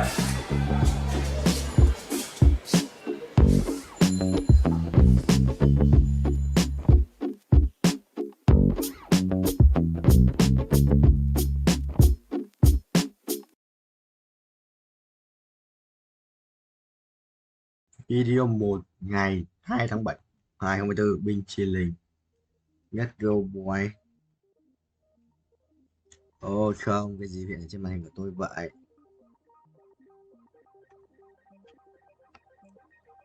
Nó sẽ quay tiếp cái trò lò lò là màu này. Từ anh chỉ cho nó thẳng bên cộng 10%, good landing, hạ cánh tốt, chỉnh tiếp. Đây á, đúng rồi.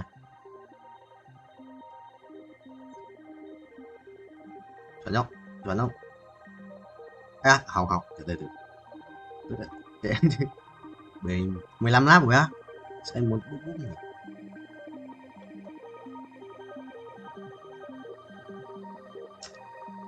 Vào Discord á.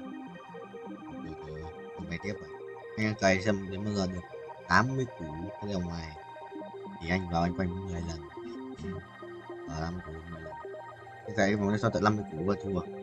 Nó quay được, nó có đủ tiền quay vòng này. Cú chết rồi.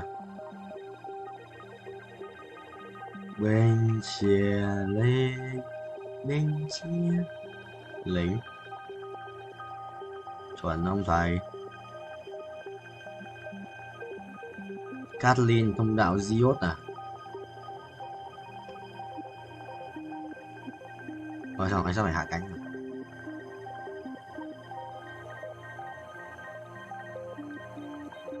Bình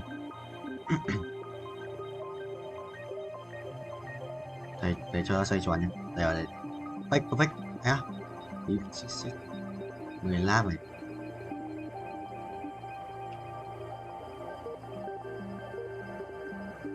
Perfect không? Perfect. Đây, perfect. Bình.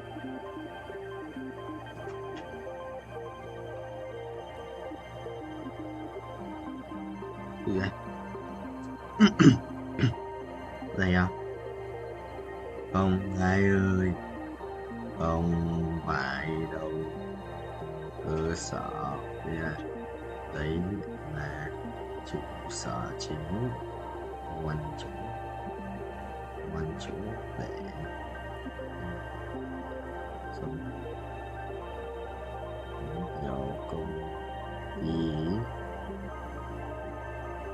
quan chủ lại với Hà Đông Công cho nóng đang nóng này là gì lãng du bộ khởi đầu ấn tiên cung khởi đầu bố ngon rồi nhau ngon rồi đánh ngon bài gì đánh ngon thần dân linh mệnh đi và vẽ biết đâu hiểu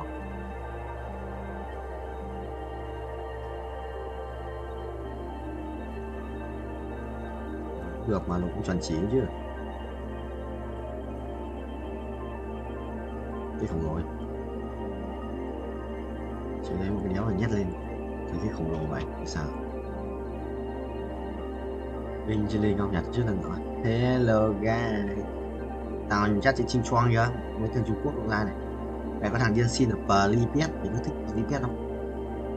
Có thằng con lợn 34 tỷ nhỉ, bay đến 80 triệu 80 đồng yes bay ghê.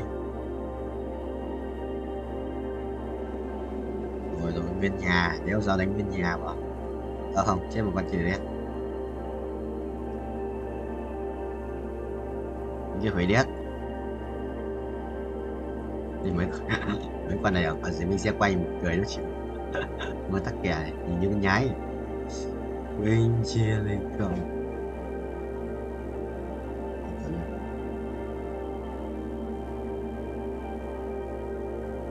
đúng vậy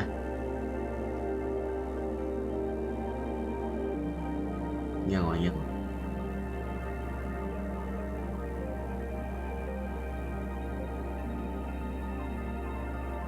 ai đánh bộ khởi đầu đúng không vậy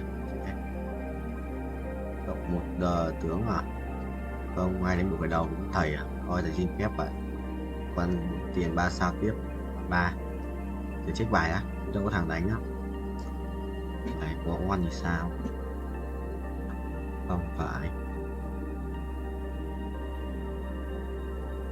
đánh thần rừng à chữ đâu hiệu này đánh sút cho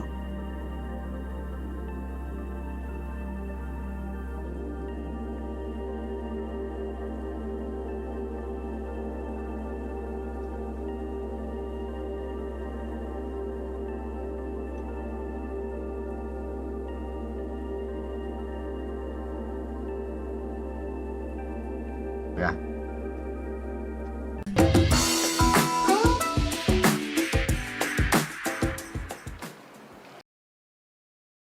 Ê.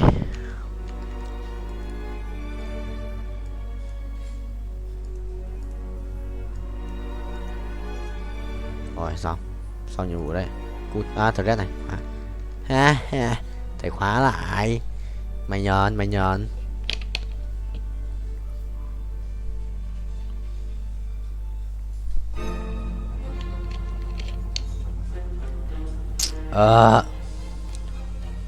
good landing.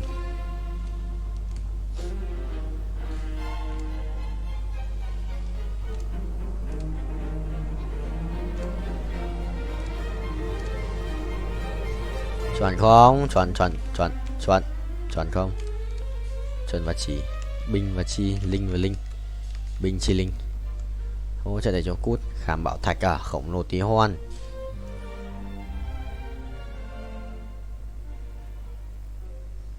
What the hell?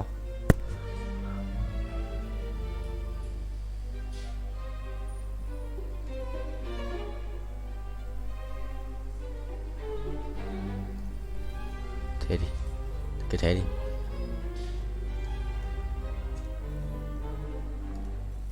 Ô, what the hell?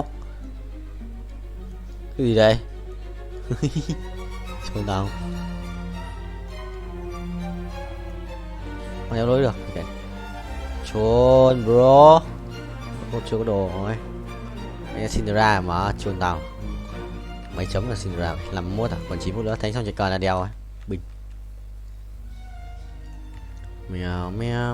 Mèo bay lên cao như con cao. Bay lên cao như con cao. Ui khỏe đấy, bài này khỏe đét. Chịu rồi, tao lên cô nhảy lên đéo em đánh. 74 máu à, xin ra rồi, sự là binh chi và linh ấy.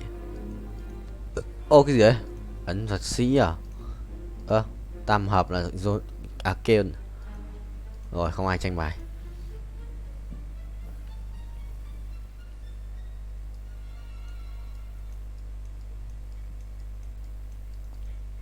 Phải cút.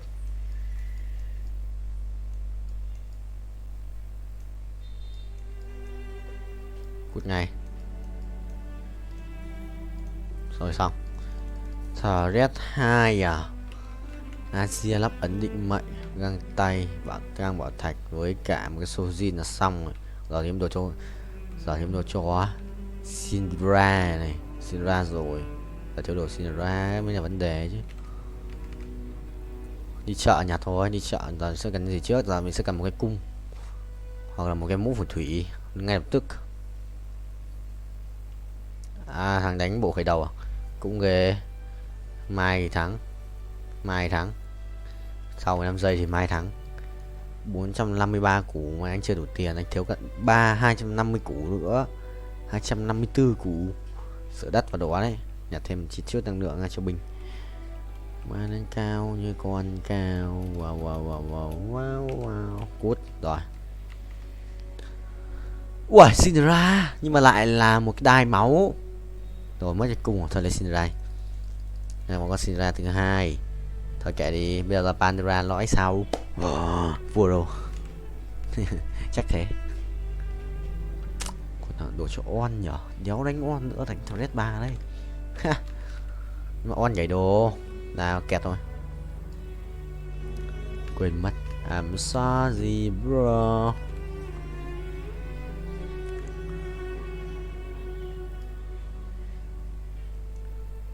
Là một quỷ thư. Quỷ nó lắc lại một chứ à? 2 Cinderella, giờ sẽ phải lên 6 đến 7 nha. Wow.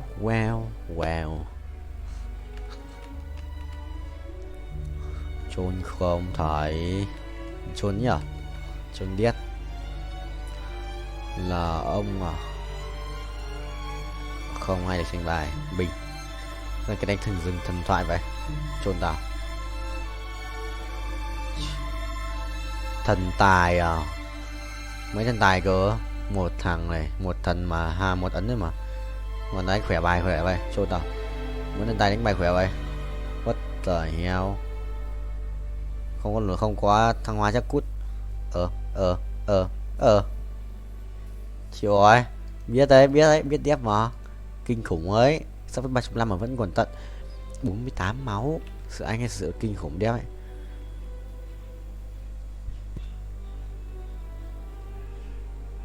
Có mấy vàng cho 5 vàng cũng đuổi. Rồi xong.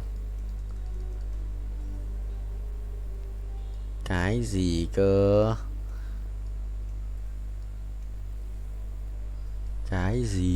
Nhà thế lắp cái này cho thằng Red bình.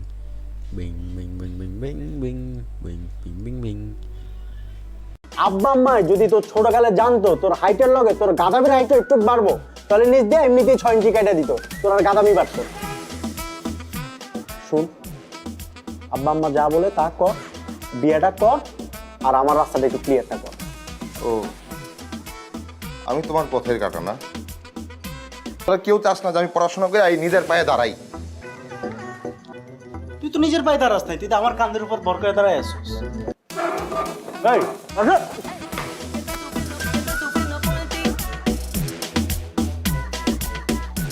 বড় এই কি তোরা সকালবেলা এরকম কান্দতেছিস কেন আব্বাও কান্দতেছে আম্মাও কান্দতেছে কিছু আম্মা কি সকালবেলা কি সিরিয়াল দেখা শুরু করছে তাহলে কিছু চুরি হয়েছে বাসা কেউ মারা গেছে কেউ কি মরার আগে হসপিটালে অ্যাডমিট হয়েছে তাহলে কি হয়েছে সবাই এরকম আয়োজন করে কাঁদতেছে কেন বাবা মা বলতেছে আমার নাকি পড়াশোনার দরকার নাই ধান থাকলে নাকি ধানের মাঝে চিটাও থাকে আমি নাকি চিটা হ্যাঁ তাহলে তো ঠিকই বলছে আর তুই কখনো দেখছো আব্বা আম্মা পোলাবানের সাথে মিথ্যা কথা বলে ভাই কি ওই কথা কইছে আমার 1 মাসের মধ্যে বিয়ে করা লাগবে বিয়ে করে 9 মাসের মধ্যে বাচ্চা পয়দা দেওয়া লাগবে মাত্র 9 মাস টাইম দিছে তুই তো নির্ঘাত ফেল করবি মানে তোর যে পড়াশোনার কন্ডিশন তুই 9 মাসের সাথে তোর আরো মিনিমাম 4 মাস টাইম দেওয়া লাগবে তারপর যদি বাড়ো আচ্ছা দোকানদাররা অবশ্য নতুন যারা বিয়ে করে তাকে চেয়ার দিকে তাকায় থাকে 2 পয়সা ইনকামের জন্য তোর দিয়ে এটাও হবে না তুই চিন্তা বাদ হ্যাঁ বল তুইও কি আমি আগে সন্দেহ করছিলাম তুই আমার মায়ের পেটের ভাই না মায়ের পেটের ভাই হলে তুই এরকম করে কথা বলতে পারতি না তোর আমার না কোনো মিল নাই না আছে স্বভাবের মিল না আছে চরিত্রের মিল না আছে তোর এই যে চেহারার মিল গায়ের কালারের মিল কোনো কিছু মিল নাই বাইকটা শোন আব্বা আম্মা যদি তোর ছোটকালে জানতো তোর হাইটের লগে তোর গাদামির হাইট একটু বাড়বো তাহলে নিজ দিয়ে এমনিতেই 6 ইঞ্চি কেটে দিত তোর আর গাদামি বাড়তো শুন আব্বা আম্মা যা বলে তা কর বিয়েটা কর আর আমার রাস্তাটা একটু ক্লিয়ারটা কর ও আমি তোমার পথের কাটা না আমি তোমার জীবনের বাধা তোরা কেউ আমার ভালো চাস না তোরা কেউ চাস না যে আমি পড়াশোনা করে এই নিজের পায়ে দাঁড়াই তুই তো নিজের পায়ে দাঁড়াস নাই তুই তো আমার কাঁধের উপর ভর করে দাঁড়ায় আসছিস শোন আমি তোর ছোট হিসেবে চাই তুই আব্বা আম্মার কথাটা শোন তুই 1 মাসের মধ্যে বিয়েটা কর আমি কবজি ডুবায়া তোর বিয়ার কাচ্চি খাবো বুঝছস এই আসো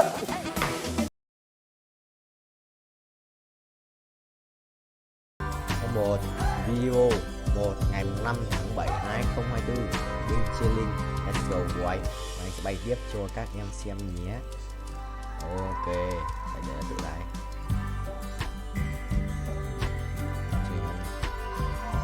Anh sẽ khiển một chút. Mình sẽ kiếm 50 củ để 50 củ để luôn tiếp lên chiến sĩ nhất. Đây nếu lái được thẳng quá trốn quá lái thẳng rồi chi xong rồi phải không máy hù tỏ đùa mày đùa thôi thầy kệ cho mày tự đi truyền thuyết tăng trưởng mày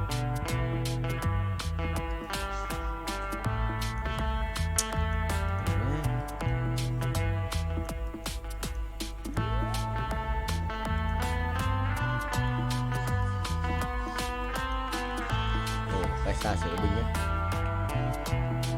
Ok thực ra được 3 của 47 chỉ không? Cộng 3,17 nhân trừ 20%. Tầm chơi được 20%. Đây là nạp chút năng lượng cho qua bản thân. Đây là 127 triệu của mình. 127 triệu pet à? Đây chơi lên ở đây gọi 2 cái màu vàng. Rồi xong. Bay cao như thầy. Mình kéo đây.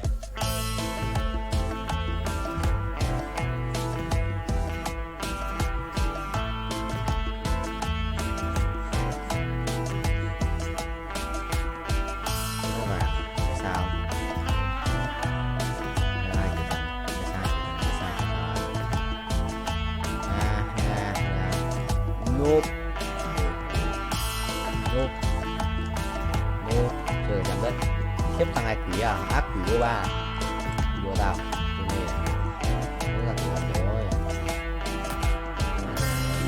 dọc rồi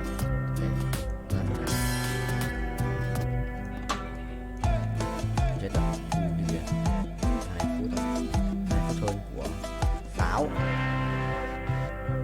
mày cộng 10 cho thầy.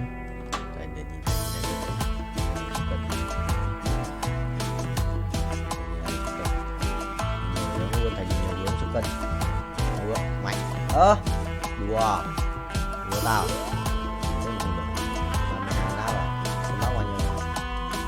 rồi đấy ngã chéo mà thêm không được 16 lắm rồi đâu 2 3 cái không nhiên bình bao nhiêu 5 m ui 50%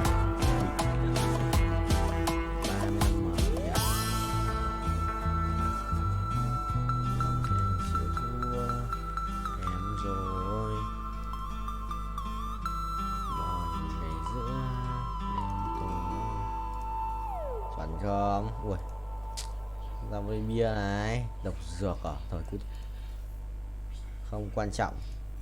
Vụ nổ lớn, bị sẽ sẵn bài tử thần mà. Điều hiểu sẽ sẵn bài, chưa chạm đất, trải thải cái đường đâu mà chạm chứ? Là thế rồi. Đang xuống rồi, đang vòng xuống rồi, đang xuống thì binh sinh linh không? 3, 2, 1 perfect một lần này. Đấy, kiếm 15 lần perfect không? 100 lần perfect thì đã ăn được 6 triệu. Nhờ 7 triệu. Mình cần 50 thôi, đã được 5 củ rồi. 7 củ là bình thường. Chuẩn rồi. Đấy á, đón thêm một nhịp vào mình rồi.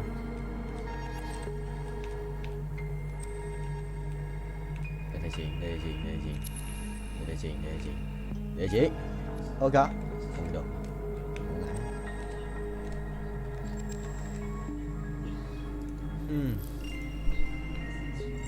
Mất kiếm mà. Cổ không mất áo luôn. À? Nhớ còn gì? Phải lấy găng tay. Đây để thay. Rồi 1, 2 lần. Thế là 30% à? Xem bao nhiêu nhá. 30% bình cũng gần 5 củ ấy. 40 củ à? 2 lần được 10 củ nữa. Thì ảo điết. Let's go.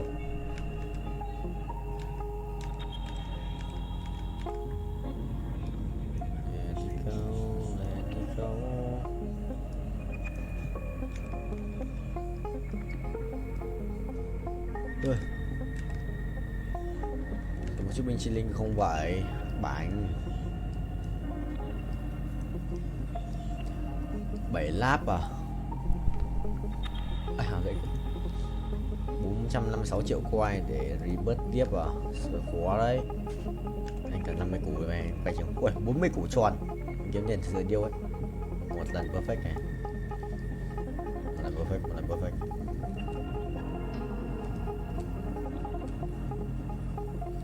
Thầy lái mình thắng. Nhà cái trường mày thắng mày 10% nữa. Mày ngã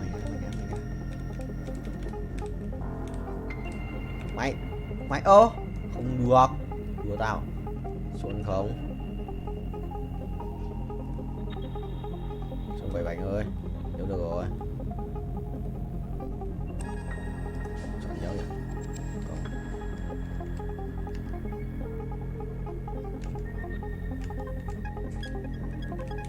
không được rồi, lại lệch trên này 10 đây 200 láp win perfect 2 lần giáo em chợ xử mình cái chứ cho ngay có tài hiệu 210 láp 42 tỷ 2 triệu một lần có chờ nhầm ôi không 100 bớt 6 5 cái lại sử dụng binh chỉ linh ấy bay một chỉ linh điên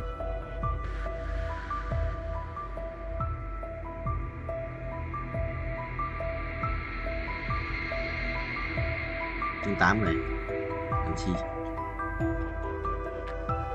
một cây đai máu nữa sử dụng làm cái giáp máu à đây hả một bên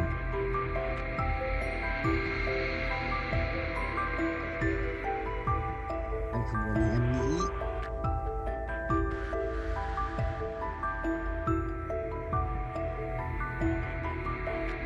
phải đấy nhưng mà xếp sai bên khác xếp bên là thắng đấy chị ơi đúng là 2 mạng nữa chỉ cái này 33 triệu start rồi tiền cái chứ ngon vừa lên 8 mất và 8 đủ gì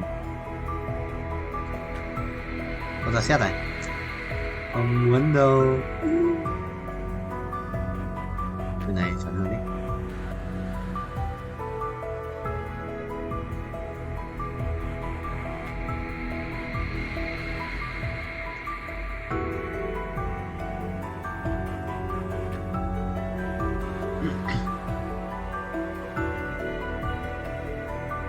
ra sinh ra rồi con này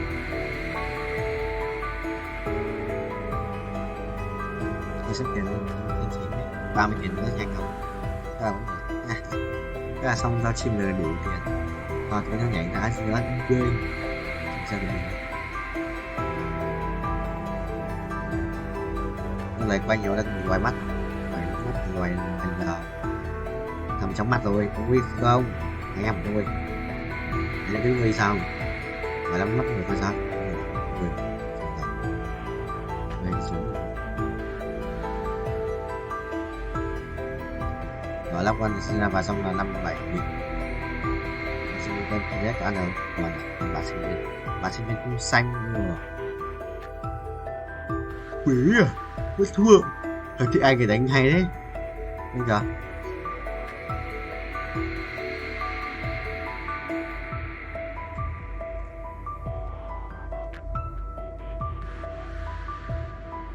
cái múc lửa rồi giờ ngay vậy ngay yêu điên mà chịu trốn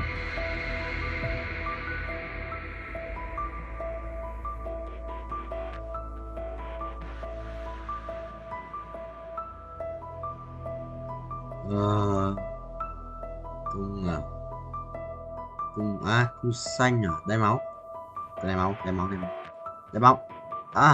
đây ra thì buồn lắm rồi buồn lắm em ơi biết trách ơi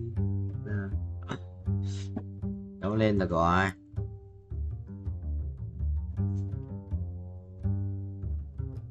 với 8 máu 2 sao nữa thiếu tận 68 tiền cơ mới có 53 tiền để đủ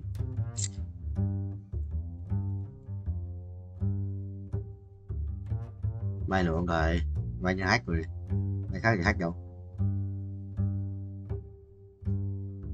Vậy áp bị file được mà. Asma chi nhất lava dragon cái lava phế mà thấy vẻ hơn.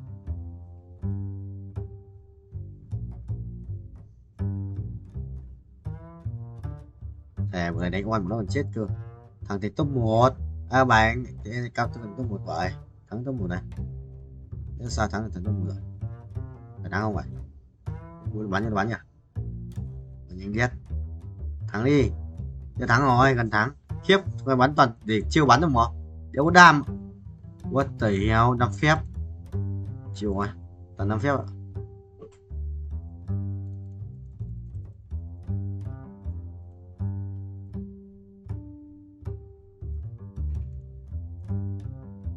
Ra gì à?